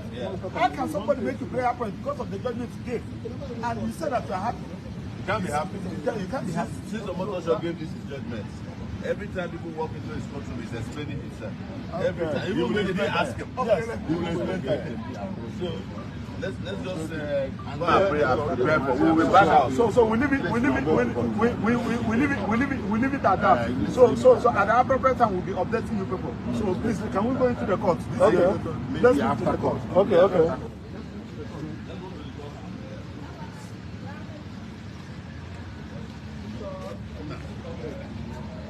So that was their press release during their court appearance days ago. I think a day before yesterday, when they appeared in court, they made that public. But you see, the information that was passed there is very, very, very, very critical. That's when I was talking about Nigeria not making it far anymore. And when I say that our major problem is no longer Nigeria, because Nigeria is gone. It is gone. The problem we have now is within ourselves, self-sabotage. There are still some people who are bent on sabotaging ourselves. There are still some people who are bent on making sure that we are being sabotaged. Self-sabotage, that is the major issue that we are having. That is the major problem we are having. Nothing more. Nothing more. As for Nigeria is gone completely, and nothing is going to save it. Nothing is going to save it. Mazen Nandekano, as he said, we have succeeded in using only microphone to dissolve Nigeria. Today you can see that even judges in Nigeria, But the judges in Nigeria, Nigerian judges are into the case. Acting judges, who are still working. Not retired judges, judges who are still working. They are coming into the case. Retired ones are calling and coming. But of course, you know Nigeria that they know how to pretend. They pretend so much. Even when things are wrong, they pretend that all is okay. And some of them are very scared. That is why you don't expect some of the judges are even very scared to come out openly. Not that Mazen Nandekam. When we talk about the illegal conviction of Mazen Nandekam, it is not because he's an Igbo person, not because he's our spring leader. The injustice is so clear. That they were so shameless that they even transmitted it live, and the whole world was watching. The whole world was watching the injustice. It's so sad. It is so sad. But what we have to focus on today is on ourselves. On ourselves, we must focus on ourselves because Nigeria is gone. Today they are running helter-skelter, trying to use their lies and propaganda to straighten things even when they have lied so much. Like the video, there was a program I made last night. Somebody, a man we know that he's an evil man, who was in the front line of attacking Jonathan simply because Jonathan was fighting to eradicate the terrorists. He couldn't stand it. He went to the US to call the US. He called the US government to come and arrest Jonathan. Today, that same man today is the one that is coming today, calling US name, denying the Christian genocide, calling US bully. The same person who went to the... I will try to look for that video of that guy and play it again. A man who was calling the United States went to call United States to arrest Goodluck Jonathan, even when he was in power. And Goodluck Jonathan should be arrested. Today, he is now calling United States as a bully. So because the evil that they have planned have finally turned against them. And that is why I say the issue of Nigeria is history. Nigeria is gone and gone for good. There is nothing that will stop it. Nothing is going to change it. They are gone. The only problem we have is we ourselves. If we are united, Nigeria is a breeze. We just blow breeze and it will collapse. And we need that unity. Forget unnecessary fear. Walk away from unnecessary distractions that are coming from right, left, and center. Those distractions are not going to help anybody. It's only going to delay our movement. It's only going to delay our force. It's only going to delay what we are doing. And if we must do it right and walk away, we have to stand up and do it the way we have to do it. Even the Fulanese themselves are tired. All that tribe, everybody in that zoo are tired. The zoo is gone. It's gone. The earlier we begin to face the reality of today and do not allow our self-destruction to be the hindrance, the better for us. Enough of all these self-distractions and self-destructions we are seeing. Let us listen to this woman. There's a woman I saw, I think she's a Muslim also, and she was okay. Before I play that video, I think I will have to just take let's take a quick break, then we come back, and then I will play that video. So it's on another issue also, so that we can be able to get it. Let us have a very quick break and come back and continue on the part that we have to go to.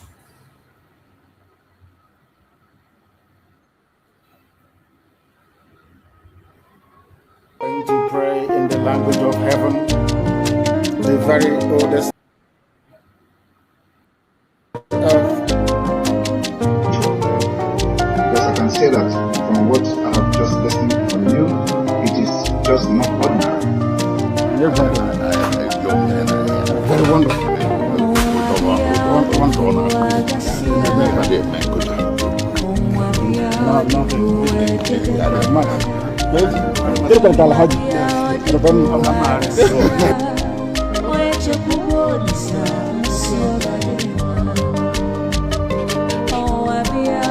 When my lawyers came to see me, I had a discussion with them about how I'm going to defend myself. I told them that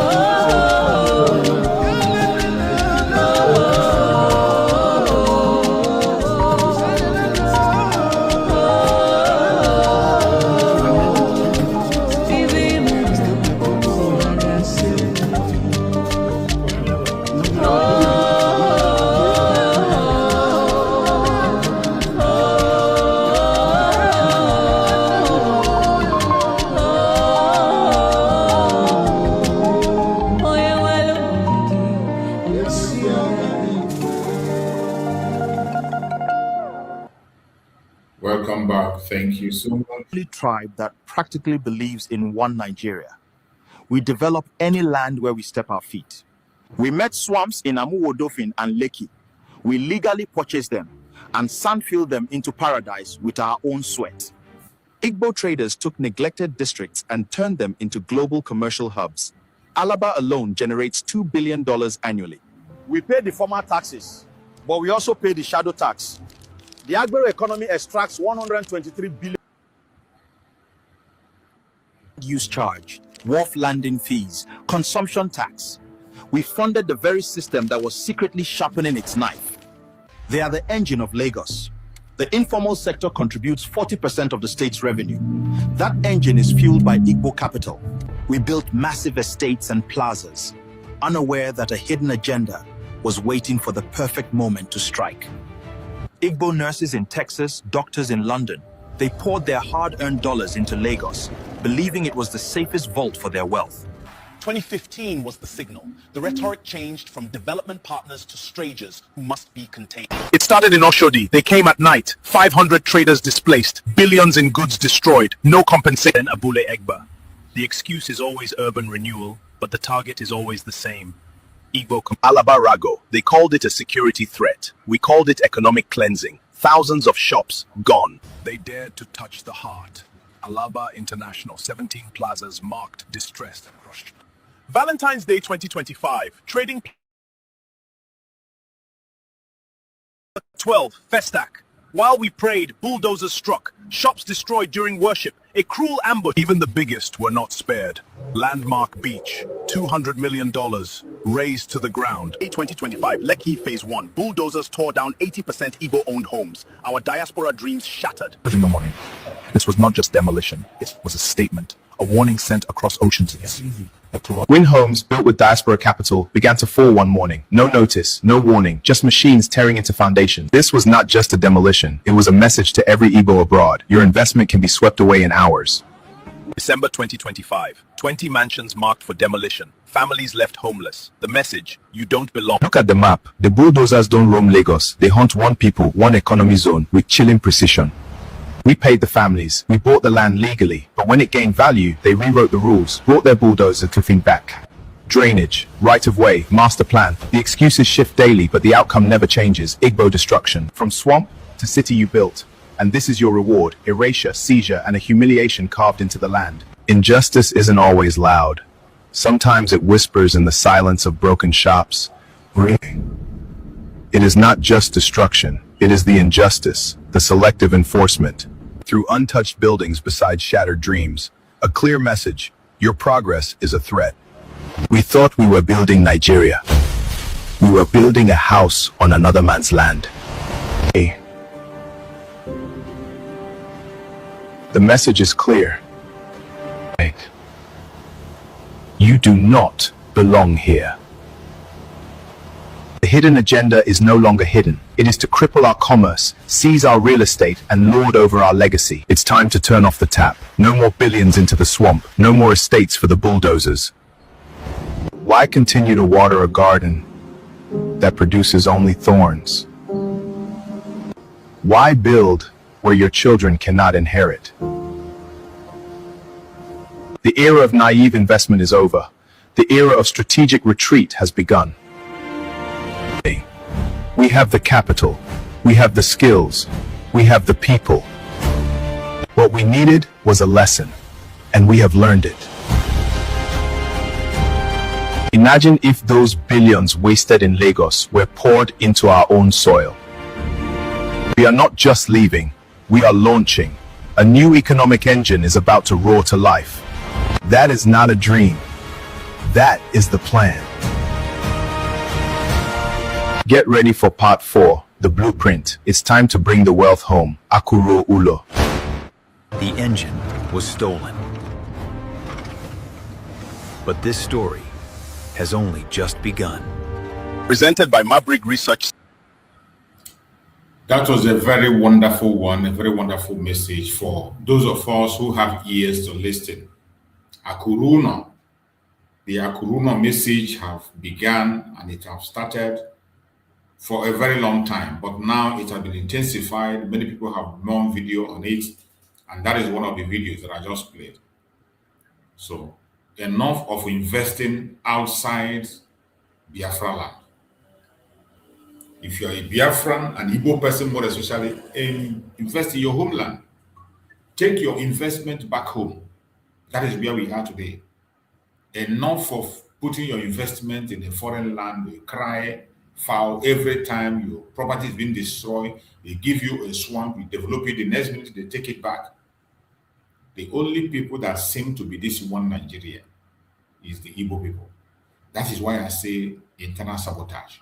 The people who are still holding us in that Nigeria, if you look at it very well, it is still the Igbos. We are the one holding ourselves. The one Nigeria that have lasted how much is like, it is we. It is we that goes to every other part to see if things are work. But now it is very clear, very, very clear, under the present government, Tinubu, that we are not wanted anywhere. We need to go back home. That does not mean you cannot still invest other places. But first of all, you need to have your own home. The Jews faced the same problem. When they were scattered all over the world, they didn't have a home, and there was no respect for them. They lost their properties.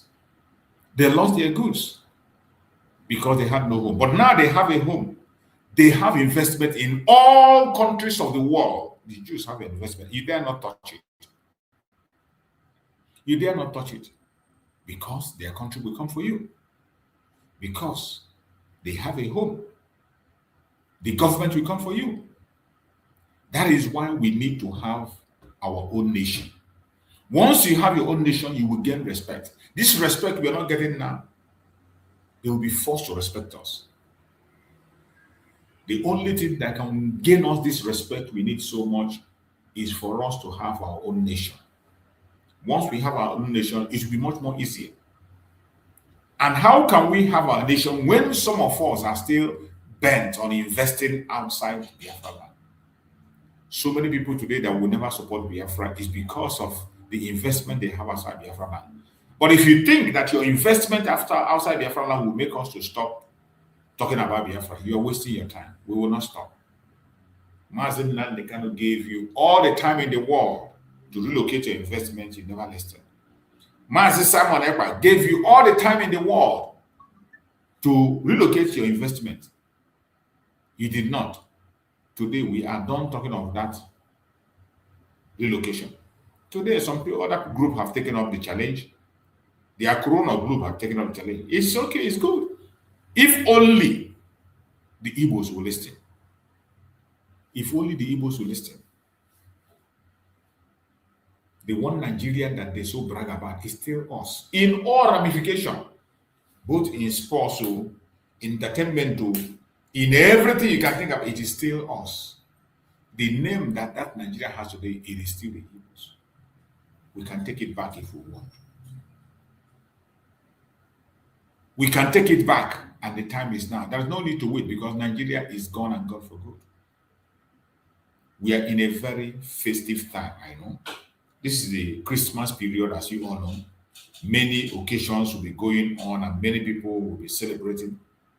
But I bet you, as a Biafran, while you are celebrating, you must be security conscious.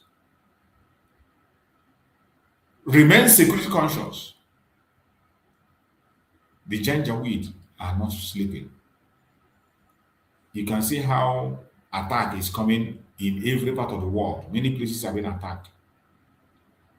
Many places in the world have been attacked by the Islamists. And the Biafra land will not be an exception. There's every possibility that they're going to do something there. So you must be very careful. We must defend our land. We must protect each other. We must defend each other. Don't ever walk away. Don't pretend you don't know what is happening. Call the attention of your brother or your sister when you can. We have been very good in building other people's nation. It is time for us to build our own nation. It is time. By the time Biafra is fully recognized and we regain our homeland, we will win respect. We will win respect. That is when we are going to win respect. And I bet you that time is going to come as soon as possible. That time is coming. Nothing is going to hinder it. It is going to come. So no matter what you see, no matter what you hear, no matter the distractions, we must remain focused. That is why I always talk about the critical time that we are in. This critical time that we're in, that is why I always talk about it. That we must be mindful of the time that we are in. We must not allow this opportunity to escape. It is an opportunity of a lifetime that if you miss it, you might not get it again. Every eye is on the Zoological Republic. And I bet you they cannot escape it this time. If they will escape it, it is only you and I that will give them that space. It's only you and I that will make it possible for them to escape. If we do not betray ourselves, if we do not sabotage ourselves, they will never escape what is coming. They will never, ever escape what is coming or what has come. Because the eyes of the whole world is focused on the Zoological Republic. The whole world is watching. Every hidden agenda is now in the open. They can't hide it anymore. They can no longer hide. They have hidden it for a very long time. They have hidden this for a very long time. It can no longer be hidden. It can no longer be hidden. Today, the whole world is speaking. People are talking from all parts of the world, including from that zoo. Including from that zoo. Many people are talking. Many people are speaking up. All we need to do is to position ourselves very well.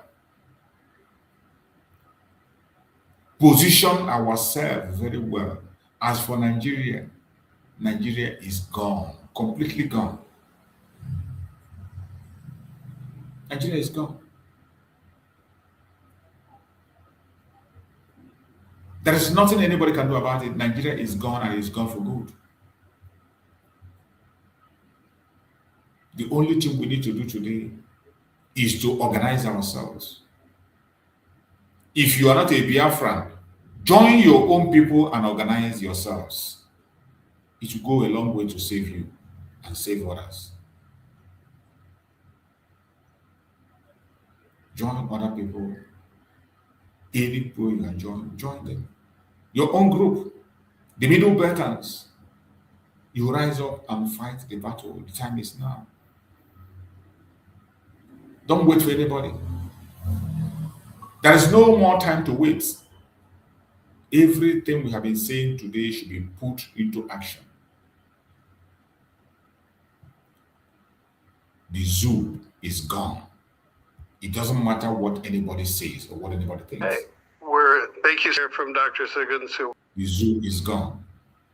Gone completely. If they continue to pretend that all is well, just wait. All you need to do is to position your own self. Organize yourselves, and that is why I am crying for the situation of our struggle.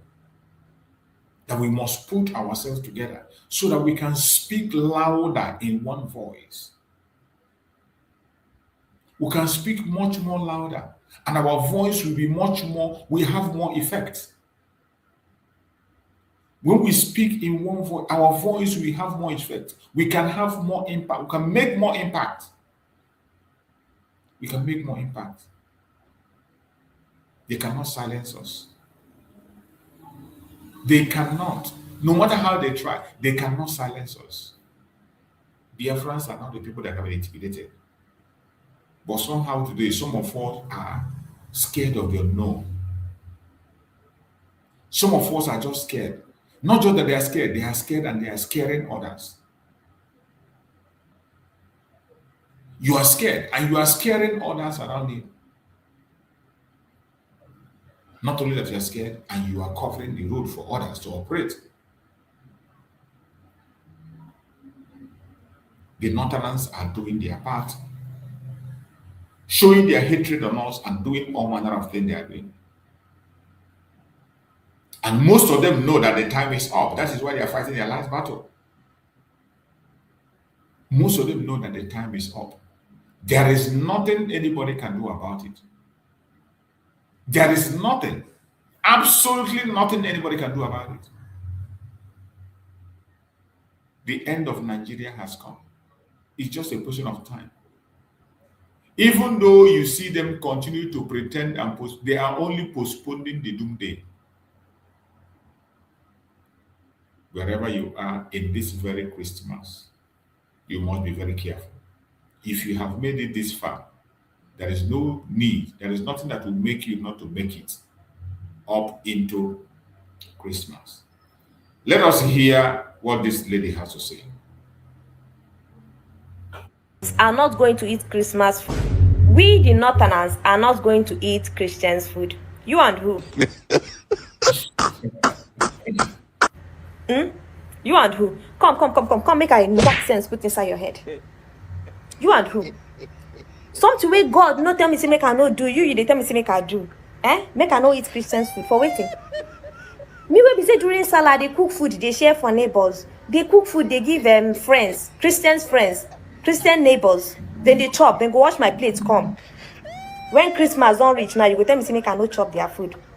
When God no tell me say make I no chop their food, make I no chop their food. Go check Surah Al-Ma'idah, the 5th ayah, and come back.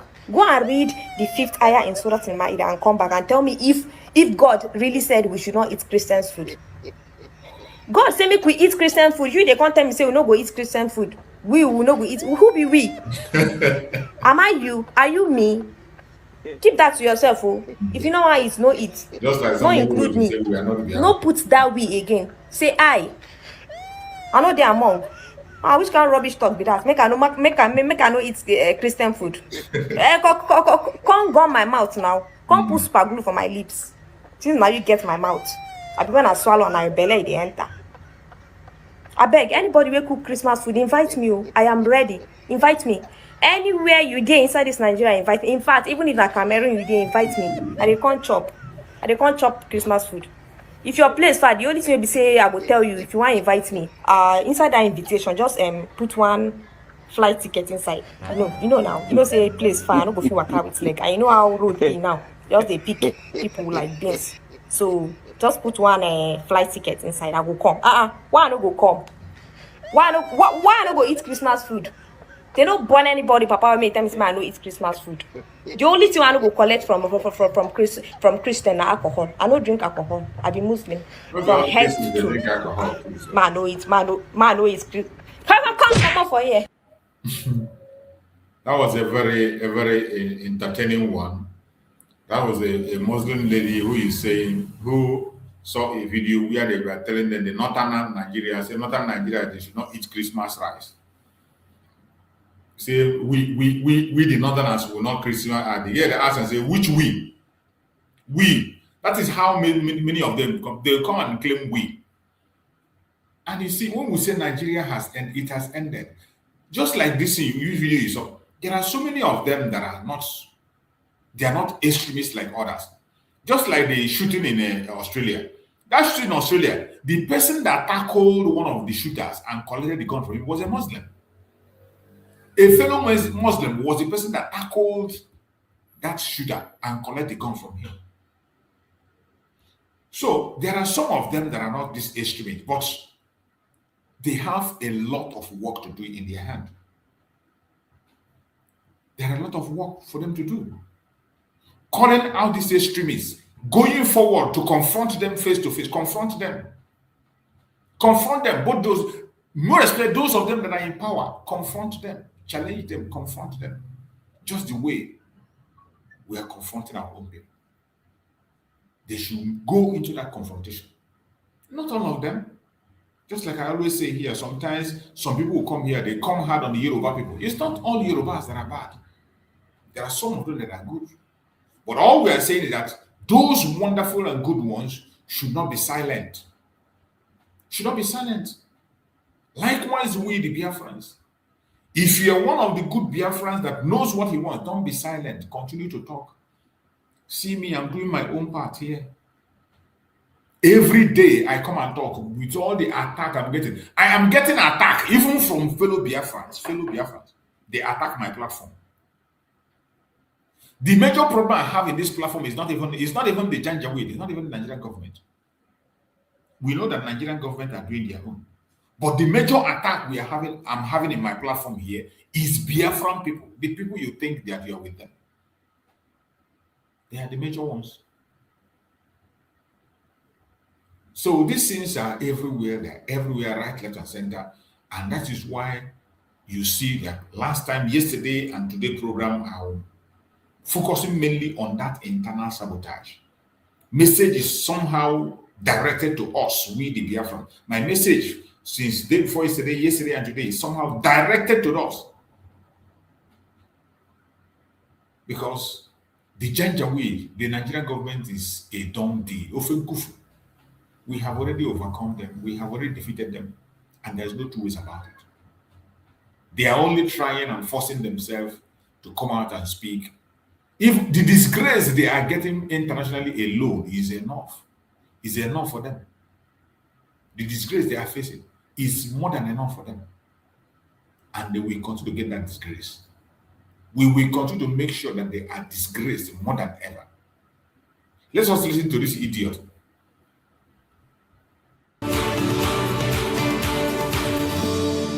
High-level diplomatic engagements aimed at strengthening security partnerships and opening new avenues for cooperation. For more on this, APC chieftain Farouk Aliyu joins us from our Abuja studio. On the political front, he will also be speaking on the allegations of one-party system and government's intervention in Benin Republic. Thank you very much for joining us, Honorable Farouk Aliyu. Good morning. Good morning, Dr. Abbott. Well, Honorable Farouk Aliyu, we saw Congressman Riley Moore visiting Nigeria, and he was in Benue State. He met with bishops. He met with the Tortive. He visited IDP camp, where he said up to about 600,000 persons are in IDP camps. He met with the National Security Advisor. He has appeared on television on his return to the U.S., and he says he's going to prepare a report, which he will submit to the President of the United States, Donald Trump, and that he'll be recommending pathways for cooperation between Nigeria and the United States. Do you think that the Nigerian government has made significant progress, particularly with the bilateral working group between both countries, and that we will not end up being classified as a country of particular concern that must be punished? Well, Dr. Abati, I can see you, the actually, two countries can work together. I'm sure you can hear me. Whether Nigeria, it's afraid not to being classified, this is absolutely the prerogative of the United States of America. We're a country, a sovereign nation, a proud people, and so we cannot determine what or how America perceives us. We're not the only country that America has classified in that regards. Look at Saudi Arabia. I mean, they have been on that list for only God knows how long. Not long ago, their king was in the Oval House, the villa there, the White House. He was received. So, but as it regards to us, we are not as strong as the U.S. We are not competing with them. We cannot match them in terms of what they want to do to us. To me, personally, I'm not speaking on behalf of government. To me, they're a bully, really. Because even while coming to Nigeria, fair is fair. They came, they went to Benue State, went to IDP camp. For them to have complete report, probably they also need to sit with both sides. We that live in this country know that it is not true. It is absolutely not true that there is genocide against the Christians. Whether Christians are being killed in this country is true. Whether Muslims are being killed in this country is true. So there is no deliberate effort by either groups in this country to kill one another. And this mayhem affects all of us. And so even if United States or any other country tries to paint us in this light, now we should look inwards. What are the problems? Why are these things happening? And we as a government, as a people also, should try to make amends with so many mistakes that, previous government, present government, are doing in trying to, because there is perception that the government is not doing enough. You can also not stop people from saying so as well. So to me, it's a welcome idea. They came, they spoke, and we're waiting for their report. But whatever their report is, whatever the report will be, the problem is in Nigeria. So we as a people need to look at ourselves in the eyes. The government needs to be up and about. The government needs to take it serious that, look, it's not because US is making noise, but yes, are our people being killed? Yes, our people are being killed. And we should not try to divide ourselves among ethnic or religious lines. Because as I said, these brigandage, these killings affect everybody. And unfortunately, there are people who will kill and say Allahu Akbar. Yeah, so in that kind of effort, people will think that, okay, they are Muslims. But yes, you cannot say they're not Muslims, but by name. No right-thinking Muslim will believe in killing. Absolutely. It is against Christianity. It is against Islam. So we should look ourselves and go about this thing in a better way. All right, okay. You're welcome, Bro Max. Thank you for joining. Are you there, Bro Christian? Morning. You're welcome. Should you know this man that is talking? Of course, I saw the Yeah, I can hear you. Yeah, I saw him yesterday, with his mischievousness. Only enough for this very guy is one of the chief Islamization proponents. Exactly. This guy, this Farouk guy, but their level of hypocrisy is out of this world. He's talking about sovereignty. When he went to United States to tell Obama, was it Obama administration or Obama? He told Obama to go and arrest Goodluck Jonathan. A sitting president. Goodluck Jonathan was a sitting president, and he went to America, and he was interviewed by Adiola, that lady, and he was saying the effort they are making to make American government to arrest a citizen. He did not remember sovereignty then, right? No, he didn't. But now America is a bully. Exactly, but now America is a bully because he affects him, because they are putting torchlight on their evil. And now his remembrance. Audio, my brother, these people, this very guy, the way I look at them personally, the way I look at these people, if only they understand, if only they know that we know what they know. He's a chief, and the level of embezzlement.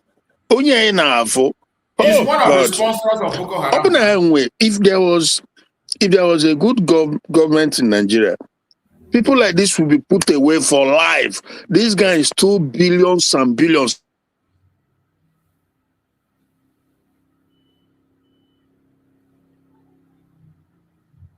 Oh, we lost him. We can't hear you anymore. The guy is a criminal. This was an idiot that stole huge amount of money. It's the same person that was proud of saying that the oil in Niger Delta using.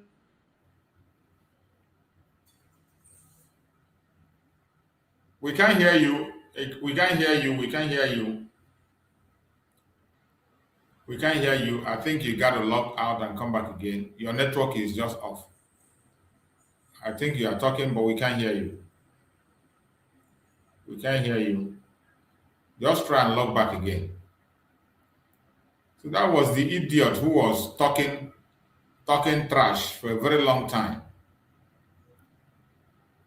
When it was the time of this, he was the one who claimed that the oil in Niger Delta belonged to him. Jigawa. That's the idiot. Went and called for the arrest of Goodluck Jonathan. Today you come here to come and claim innocent, to come and talk rubbish. I don't know what is giving them that very privilege to speak anyhow. They think they can say anything and get away with it. Go ahead. Are you there? Yes, Bro Choose, I'm there. So, yeah. I think I'm coming out, huh? Yes. Yeah. So this is the thing. He is very, very bullish. he has that in him, the level of hypocrisy, and he's a big bully to himself because I've seen very him. Very good bully. He's the one that is saying that oil in Nigeria that belong to him now. Exactly, and just listening to him, looking at him, you can see that he is at the top of it, the top of that, Fulani Islamic bully tactics. He feel like he's on the untouchable. They can't be reached. So because he's still APC. So in other words, is a continuation from Buhari to this Tinubu government, and these are the people also that are making it very clear to Tinubu that you are one of us. We brought you into this position. We put you in Aso Rock. You have to do what we want you to do, and what we don't want you to do, you don't do it. And that is why he's so his own. I've listened to him on several occasions. The way he acts, his demeanor alone, his attitude, you can just see that this one is just full of it, completely full of it. So then they had Obama, and they did all what they did, paid huge sums of money to the Democratic Party then, because the money was readily available, and they got their attention of Obama government, gave them the backing, and but so you begin to wonder. So obviously, when you see something like this, then you know that there's no journalism in Nigeria. They are all bought and paid for. Because why would the Ruben Abati or Rufai, I don't know which other persons are there in the studio, why would they not ask him, call him out? You're talking about sovereignty. Was it not you that went? That is the double standard. That is double standard. They dare not challenge this kind of a person when he comes on because they are scared. Because they're very scared. Mm-hmm. Because very scared. You don't see Ruben Abati have suddenly become very quiet. Yeah. Yeah. If it were to be a politician from the southeast, or a politician from the southwest, you see him. All Jews or Carlo. You remember what they do? What they do to all Jews or Carlo? If he was a politician from Biafra or whatever, you will see him. That is throwing all debt on that person. But with this, he fears his Lord. He's very scared. He cannot call him out. He was saying, no, Jews or Carlo, that you form autopilot. You did this, you did that. Why would they not ask this guy? You're talking about sovereignty. You are calling America bully. It was the same America you went to. You went on video, got on video, where you were telling them to arrest, that they should arrest a sitting president. But they will not say it because, like I said, these Fulanis over the years has beaten everybody to submission in the country, and the result is what we are seeing today, where nobody can speak. So then, when you see all this thing, you even begin to realize how much some of our people, like Neka, Lola Neka, or Darlington, they still have summons on God to speak out to an extent. They can't speak like us, you rightly acknowledged. But then, when you see the level of burden and bully and intimidation that is upon everybody over many decades, this Fulani Caliphate has beaten people to submission. Fear is the order of the day. The media, when they speak, you don't want to lose your job, because the Caliphate can just call the proprietor of Arise or Channel and caution him. And look, they practically owns Nigeria. They run Nigeria. Whether anybody believe it or not, it's up to you. But that is just the fact, So this is just one of. There is no argument about it. Can you imagine if Gumi was an Igbo man? Okay. Can you imagine if Gumi was an Igbo man, whether he will still be working free today? Yeah. Let alone granting. So that hello. Go ahead. Yeah, I saw this pastor Matthew Shumawole or something like that. Yeah, when I came to London, I was in. I went in one occasion. In fact, I think I was invited when he had something in London. So, but I don't know if he's back like fully based in Nigeria now. I saw him one of these few days ago asking. It was like a rhetorical question that if the Fulanis owns Nigeria, I don't know. Did you come across it? I've seen the video. Don't mind those. All of them are just the same. Exactly. So they play ignorant that they didn't know what has been happening all this exactly. while. Exactly. Preaching everywhere, going around the world. All of a sudden, you come today and pretend you don't know what has been happening. Yeah. So obviously, it's just it's a shame. It's really a shame. I've never seen anything like that in my whole life, where people can be so shamelessly behaving in such a pathetic manner. How can you not hold people? I mean, hold people to their words. That's my point. You know, I'm not saying that they can. I mean, in the studio there, I'm not saying that they should call for his, but at least hold him to his words, his past words. He is the guy who went to America, calling America to come and arrest a sitting president, and they work so hard. We have seen them do it to other people. They play people video of what they said in the past.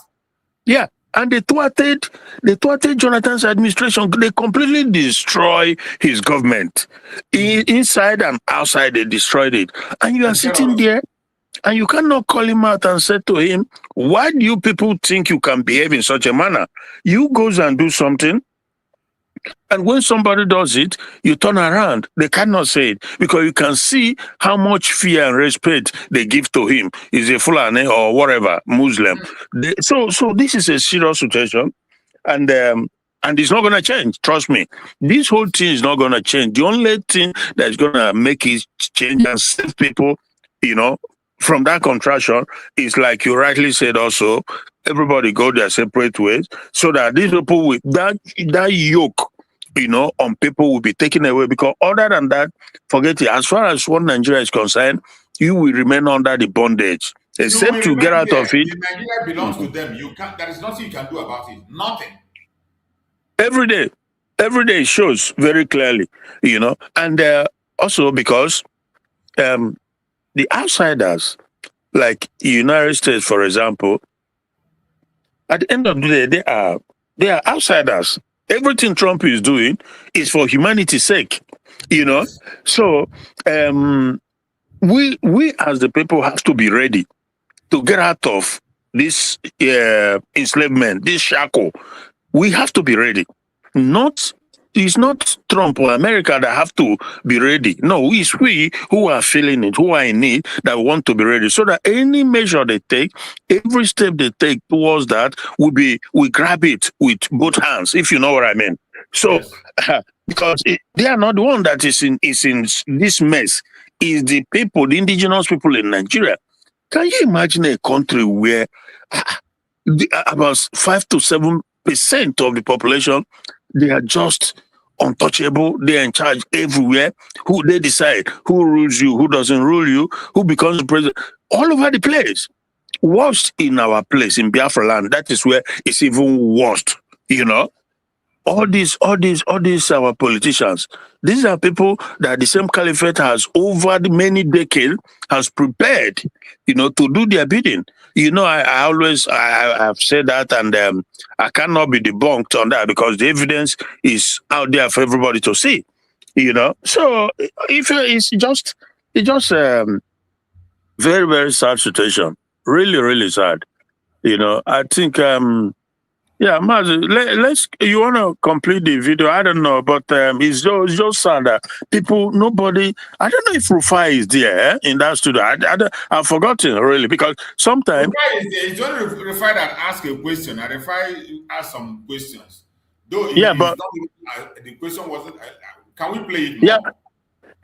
Yeah, but also Rufai is he knows, he understands that there's a where he can't, you know, there are area he can't reach because at the end of the day, at the end of the day, the British handed Nigeria over to the Fulanis, and so the Fulanis, whoever it's like when you hold yam, you hold the knife. could give, because that Arise TV, we know all these things like a circle, sort of a chain of command, from the British who handed over to them for their own reasons. Now the Fulanis who runs the country, and we've seen one who is a billionaire in Igbo land, Atoeze or something, how he confessed it all the time that he's the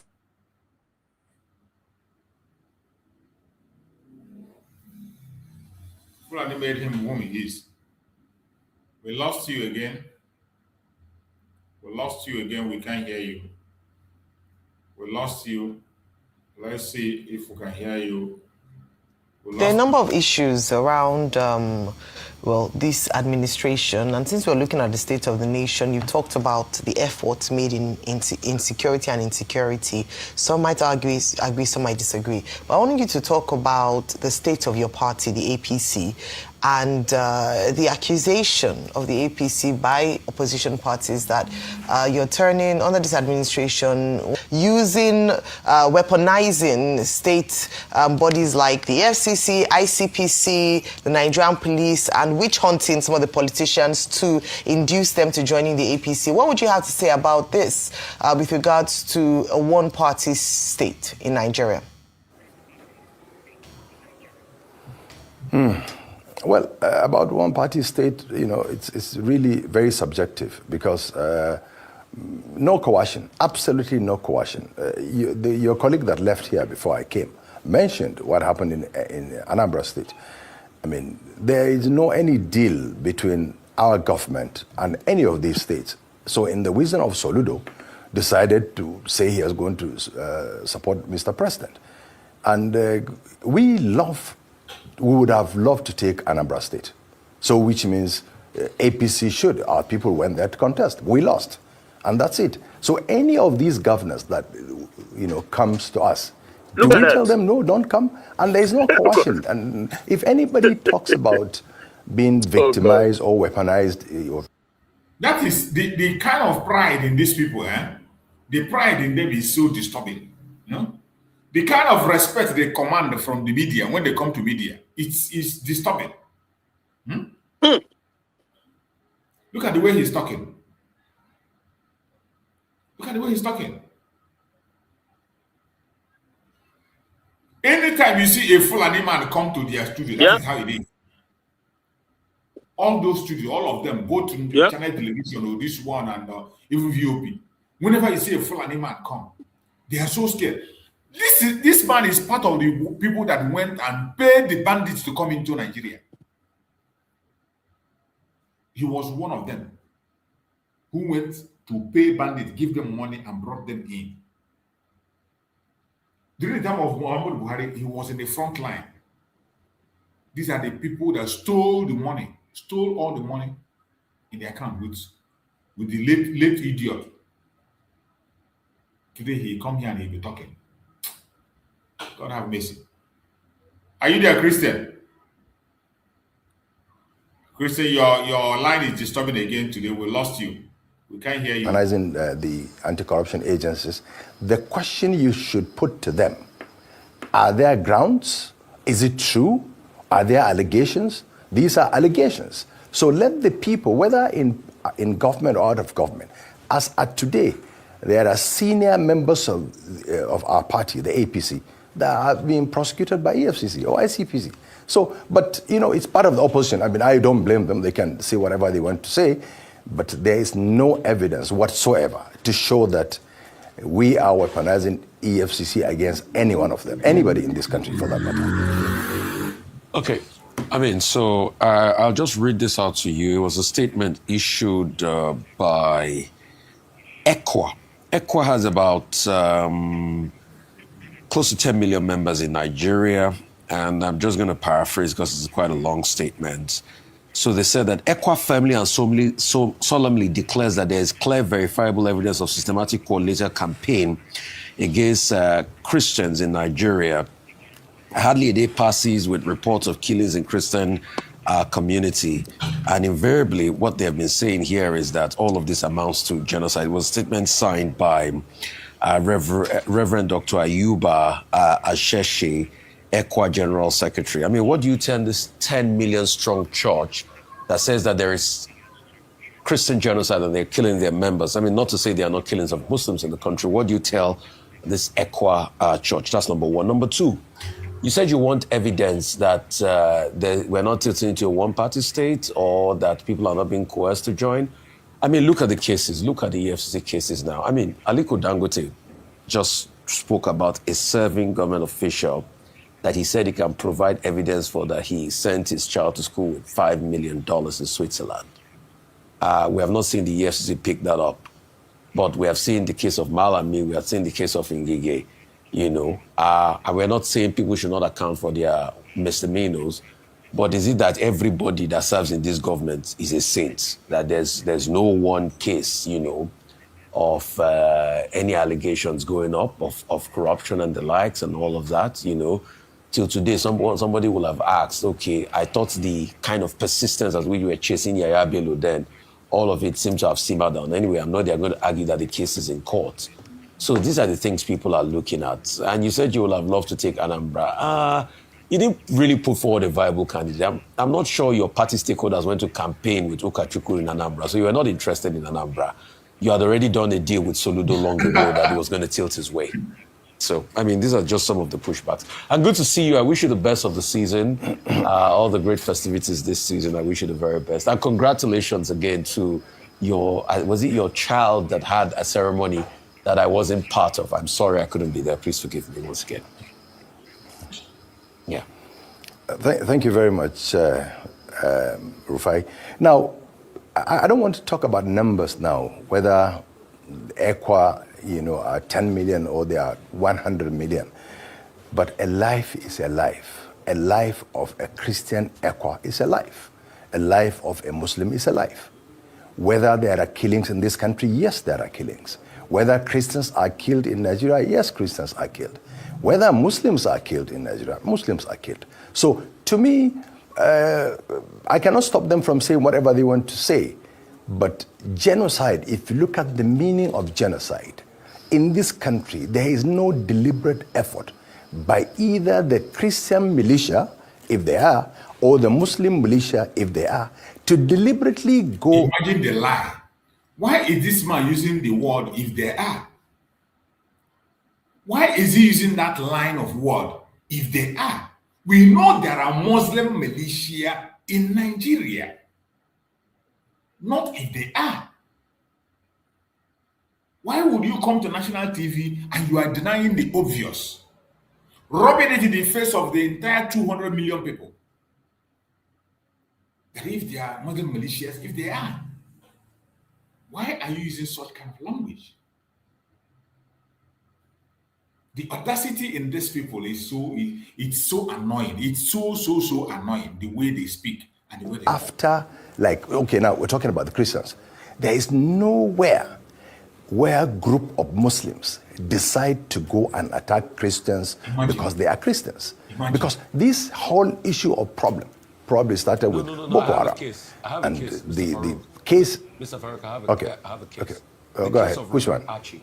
Reverend Archie was apprehended and kidnapped from his home because he was a Christian clergy. And he was killed despite the fact that ransom was paid. In fact, I advocated for that case. His wife is still in captivity. God only knows what has happened to her. The terrorists have been posting pictures on YouTube on Facebook. For some days now, they've not been able to get where they are. The only reason why Reverend Archie was taken was because it was a Christian clergy. He was targeted, and they went to his house and they took him because it was Christian clergy.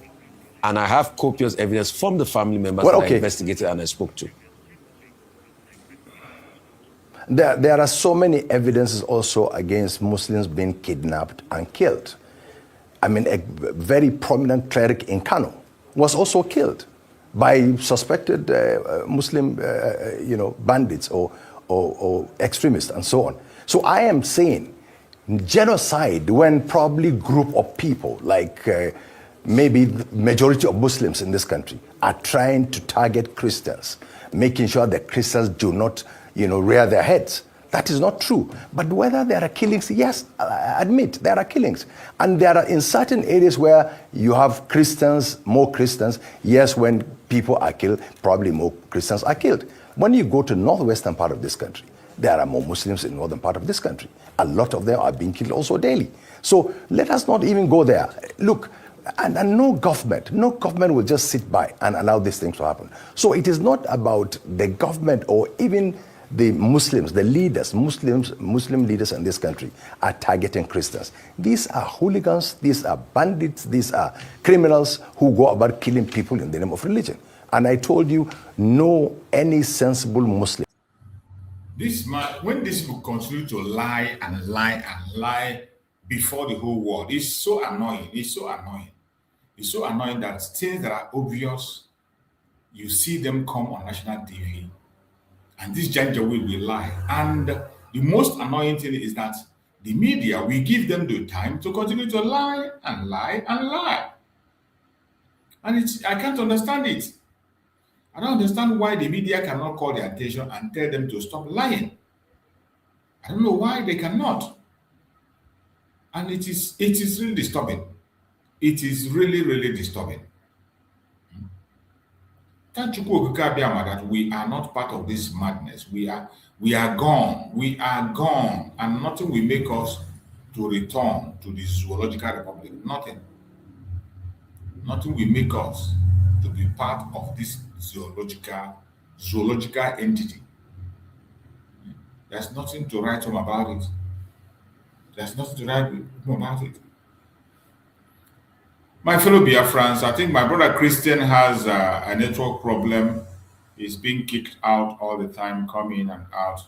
So let us go on the review of news review. Let us go on their news review and see what we got there. Let's go on their news review and see what we have in the Zoological Republic. This one said, Senate President Akpabio currently hospitalized in London after collapse, misses key budget session. You know, they will never tell you. All of them are sick and dying, but they will never tell you. They hide everything. They will not tell you their health status. Even when they are sick, they will not tell you what they are sick about, what is wrong with them. And this is not a country for anybody to be part of. A place where you don't even know the health status of the president. You don't even know if he is the one there. You don't even know whether if the person you are seeing is the person. It is so sad. So, Akpabio, good luck. Nigerian police spy unit officers accuse Commissioner Allen Abiola of 25 million dinar project fraud. See police? Nigerian police spy unit officers accuse Commissioner Allen Abiola of 25 million dinar project fraud. You won't try. This one the police, so within themselves, they defraud each other. Nigeria. Disability group accuse Benue government official of fraudulent diversion of 50 million empowerment fund. Fraud everywhere.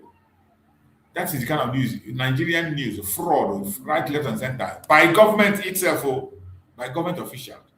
Try that in China, you'll be a dead man. They will feed you to crocodile. Breaking, bandit abduct elder brother of Yagba West Council chairman in Kogi. The bandits are still working. They are working day and night effectively, and they are not giving up. Police in Lagos shoot at residents during illegal arrest. Collect 300,000 before releasing victim. We won't try. You see? You see? Report exposes widespread torture. Death in Imo police custody. As activists commence Tiger Bay's must fall campaign. Report exposes widespread torture. Death in Imo police. We know that they continue to deny it and play their propaganda, but we know that it is happening. Tiger-based impunity. Autopsy reveal Imo businessman Levi Opara died from shock, starvation in police station. You see, this is the one that we are denying. They have done autopsy now, and autopsy proof that they murdered an innocent man. Look at a very handsome man. Look at a very handsome man for nothing. The same way they take some people, the only people who have people to talk for them, that those who don't have anybody to talk, they will sell your organ, and that is it. Nigerian police resume tinted glass permit enforcement. Say no restraining court order. You see them.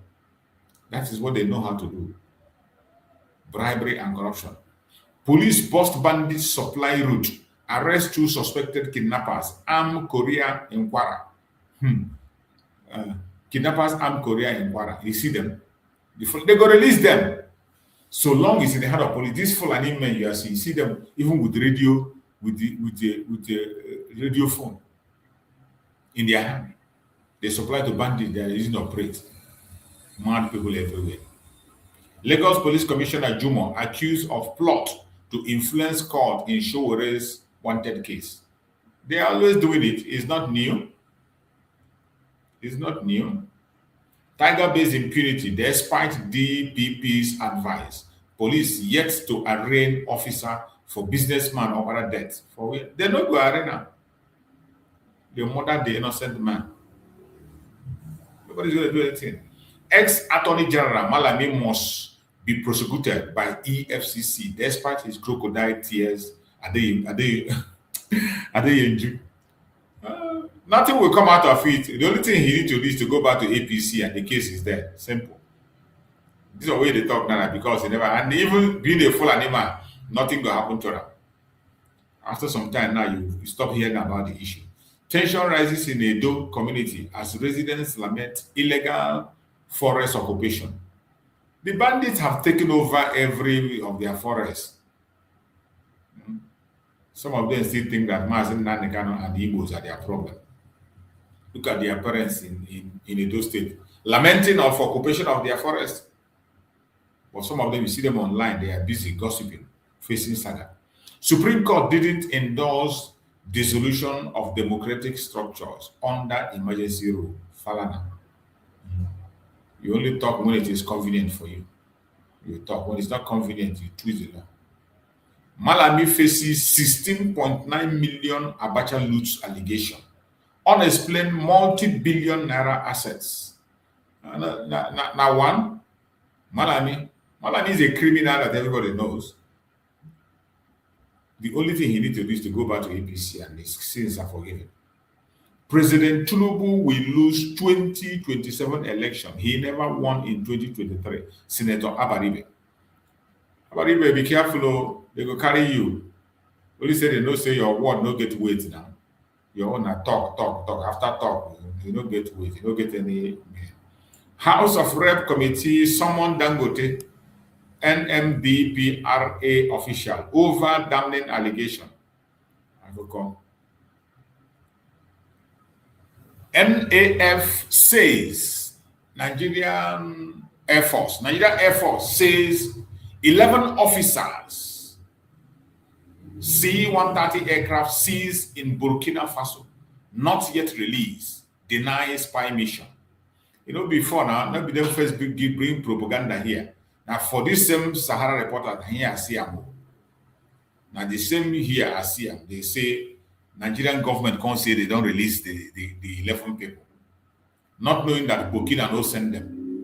Burkina Faso have grounded their aircraft, grounded the aircraft and seized the 11 people. They are going in for life.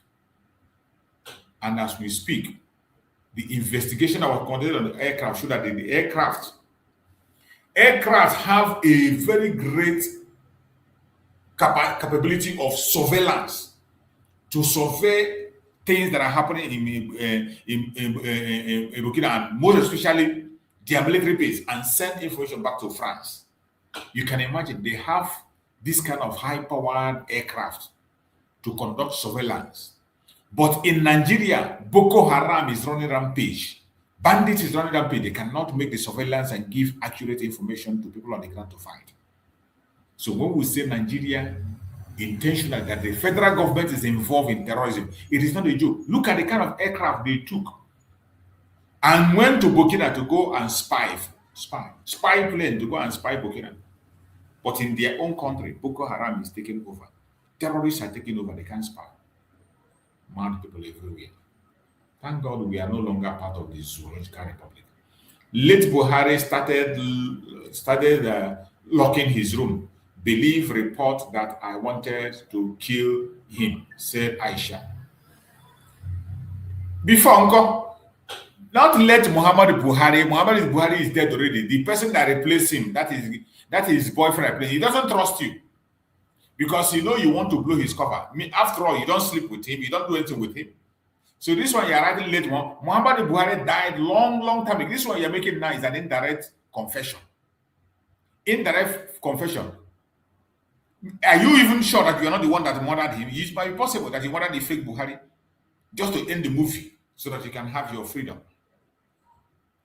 So this allegation we are making here is something that we know that is planned already. It's not something extraordinary. Late Buhari started locking his room. Aisha is saying that late Muhammad Buhari started locking his room. Believe report that I wanted to kill him.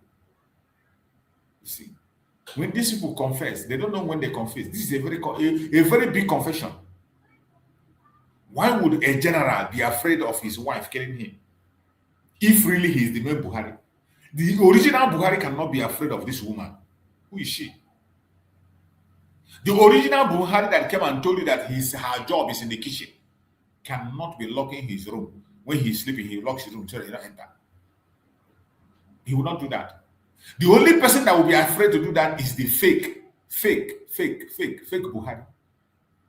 Fake man that they call his husband is the one that can do it. This is an indirect confession, which you have already known. You're welcome back, my brother Christian. Are you there?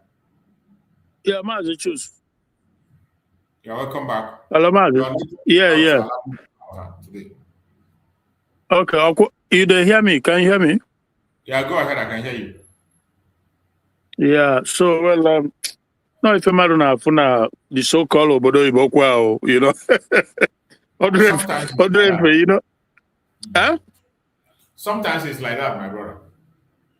Yeah, well, it's even worse here because I think is either is the building or the area, you know, but it's not as easy as just packing up and, you know, like changing, getting another place. It's not just as easy as that because, first of all, is small, more like self-contained sort of. Yeah. So I would not like to go and live in face me and face you. I think neither they call them for Nigeria. Face me, yeah. Face me and face you. Because they're here, they're for this, but you know, for home, most people, yeah, if they tell them, say, face me and face you, 9 people they stay. No, then go say that, no, yeah, I mean, you know. So, that is the thing, my dear brother. Person no go, no, huh? That's it. Oh, there. So, yeah, but no. This network, they give me help, but I've been managing it for some time now. But when I'm at work, you know, but in Netherlands, we don't have any such thing. You know, these countries are just unique, one way or the other. Obodo Eliza, no, where you see at all. But area, it was at my point, huh? Yes. So it is what it is, my brother. But we just have to keep pushing no matter what. Against all odds, we must push on. So yeah, I think you're over the Farouk topic now. So what is it? Na Buhari? Not be Buhari. Aisha said Aisha was making a revelation. He said Buhari was locking his room because he believed the report that she wanted to kill him. I don't understand. So this is a confession because the original Buhari cannot be afraid of Aisha that Aisha want to kill him. It's not possible.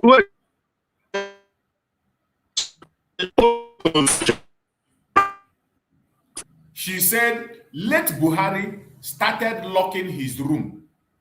Believed the report that I wanted to kill him. Hey. Oh, your network again. They have knocked you out again. The network have knocked you out again. So this thing is... Okay, yeah, I can hear you now. Go ahead. Hello, Mazi. Go ahead, I can hear you now.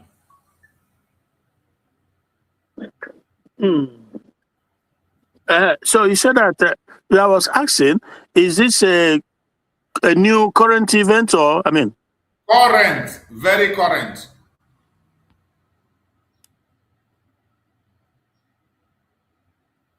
So wait. 2 hours ago. So Aisha Buhari say, can you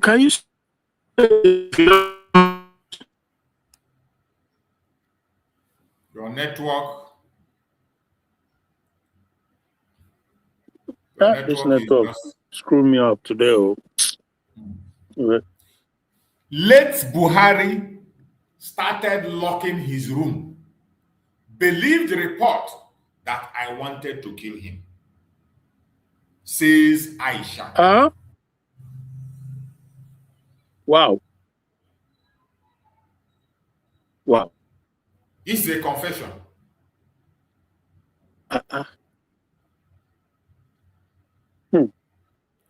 The original Buhari cannot be afraid of Aisha. This Jubrin from Niger was afraid that Aisha will kill him. So he was locking his room. Anytime Aisha comes, he will lock his room. He don't allow her enter his room. If he's sleeping, he will lock his room. We know that General Buhari will not do that. No, so Mazi, you just said we are not able to really, we are not coordinating well because of this network problem. So Aisha Yusuf came out recently to say that not Aisha Yusuf, the main Aisha Buhari wife. Sorry, that's what I meant to say. Aisha Buhari said that the husband was in the room because he killed him. Is that what you said? Yes.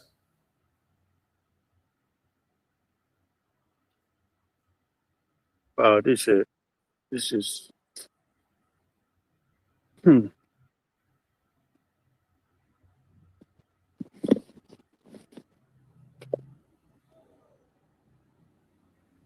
Your network is messed up.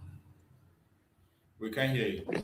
So when you look at it, you see that it's just so fortunate today.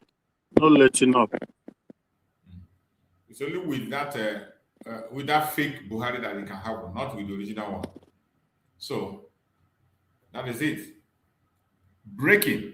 Bandits attack kidnapped residents in Jege community in Yagba, East Kogi. Another kidnapping in East Kogi. Bandits. They remembered Kogi this time. It's Kogi. President Trump files 10 billion lawsuit against BBC, accuses platform of serial fake news. That is what it is. Fake BBC will know they are fake news. These people, they dealt with us as Biafrans. Different kinds of fake. BBC that thank a coup, Igbo coup. Igbo coup that made us to lose millions of lives. Up to today, they have not apologized. BBC. A lot of fake news. Go and see the kind of people they interview when it comes to the issue of Biafra or the issue of Igbo people. BBC is one of the instruments of enslavement by the British. I thank Donald Trump for remembering them. President Trump files 10 billion lawsuit against BBC, accuses platform of serial fake news. But I think this has been going on for some months now, right? Which one? With this lawsuit from Trump. Yeah, I think you see, you see that one we are talking about now. But you know, then he didn't file lawsuit. They only sent apology. He has complained about it, but he never filed. This time around, he filed a lawsuit. This is 2 hours ago.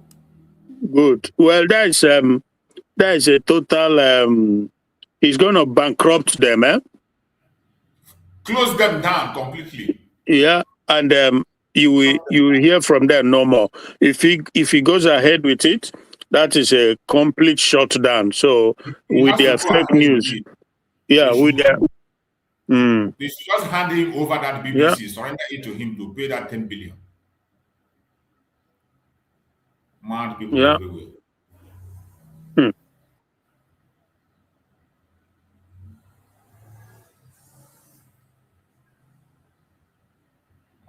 Mad people everywhere. AAC urges Nigeria to back coalition against police tiger base impunity. Demand shut down over killing.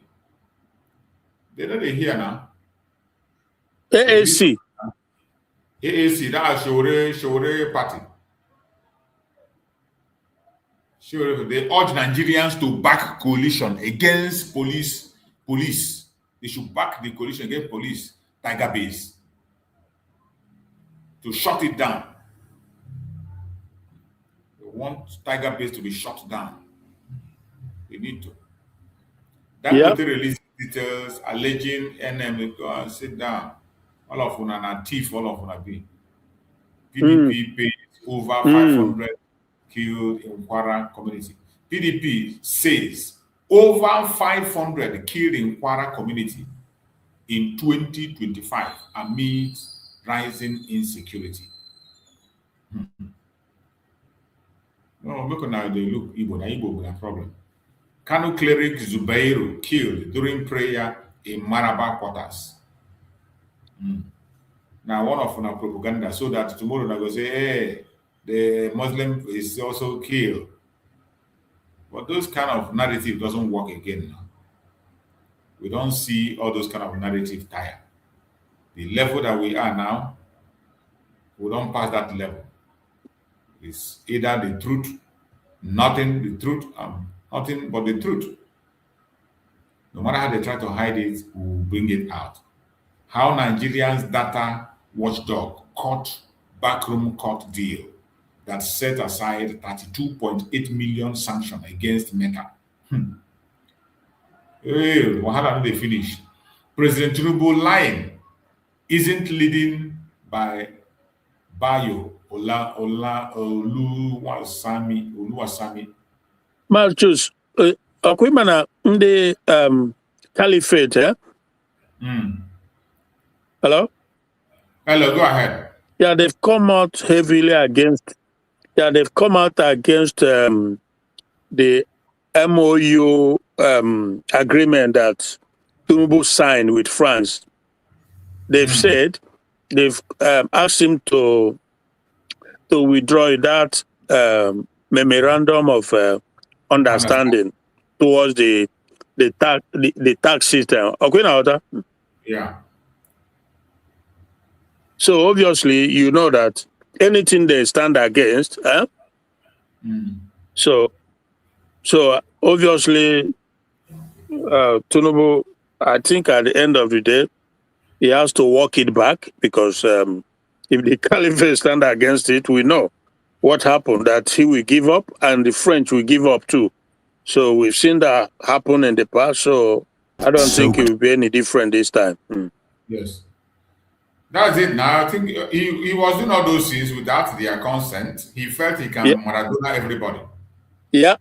There are certain things, he signed an agreement with them, and then while he's implementing their own decision, he's also implementing his own personal plans. Exactly. So where the plan does not agree with theirs, they will fight it. Exactly. That's how it goes. Because Tinubu no way criminal of the highest order. Hi. One criminal. He wants Nigeria to be recolonized by French. Yeah, the oil subsidy he removed for over more than 2 years now. where is the money? Where is the money accruing from that? Into his own pocket, him and his cronies. What they don't care. They don't care. Thank you so much, my brother. The network didn't allow us to flow fine today, so I got to catch some of my. I have some program to catch up with. So we're going to be rounding up now. Okay, Massachusetts. Then, Massachusetts, you they hear me? Yeah, they hear you. Go ahead. Yeah, it's been a very, very horrible day today with my network system. So, but anyhow, we see again by the grace of God. So, just thank you for the effort and have a nice day.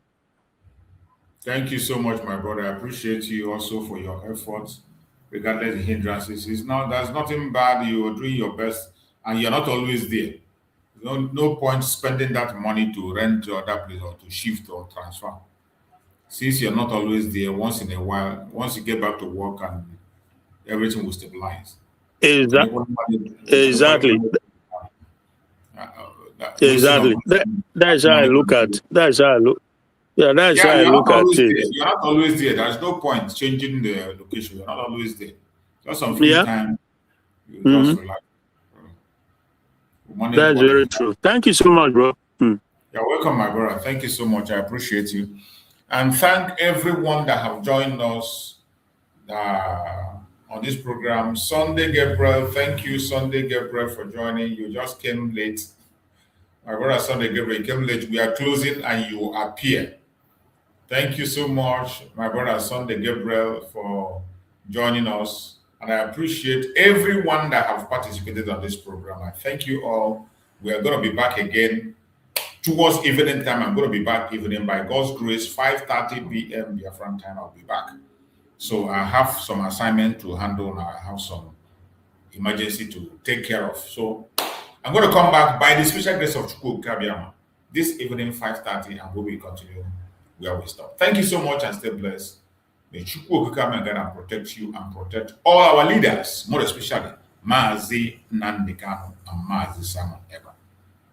Stay blessed and see you later on in the evening. Bye-bye, everybody.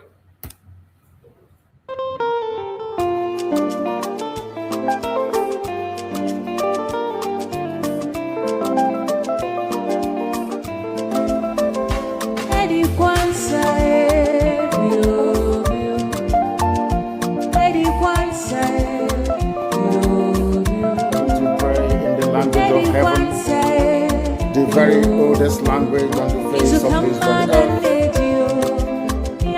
Chico the Kabiama putting in the Chineke and the son of the Ishala, Nina Kosa Hansoya, Nana Jama, and Yana Faros, Obanana, all the and then saw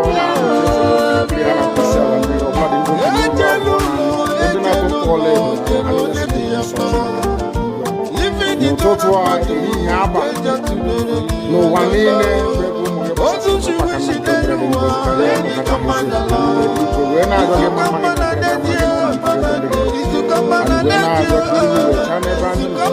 and you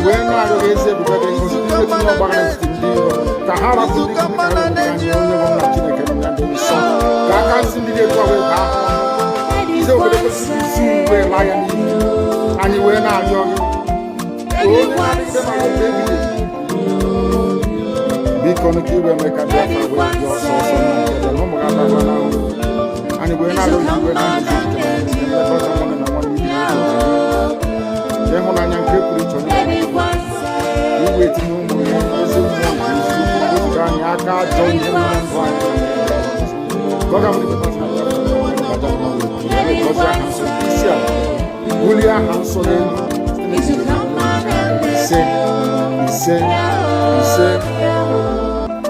But you know what? They would like you to believe that someone is because of it. No. I am the solution, and the only way they can get to you is by kicking me out, which is not. I have come.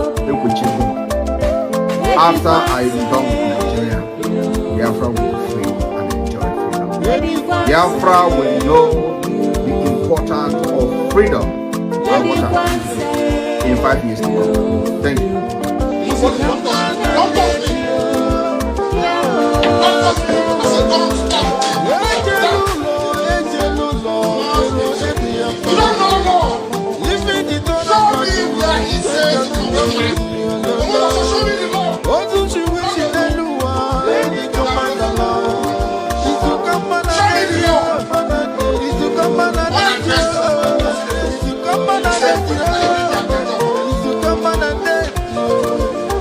Come on,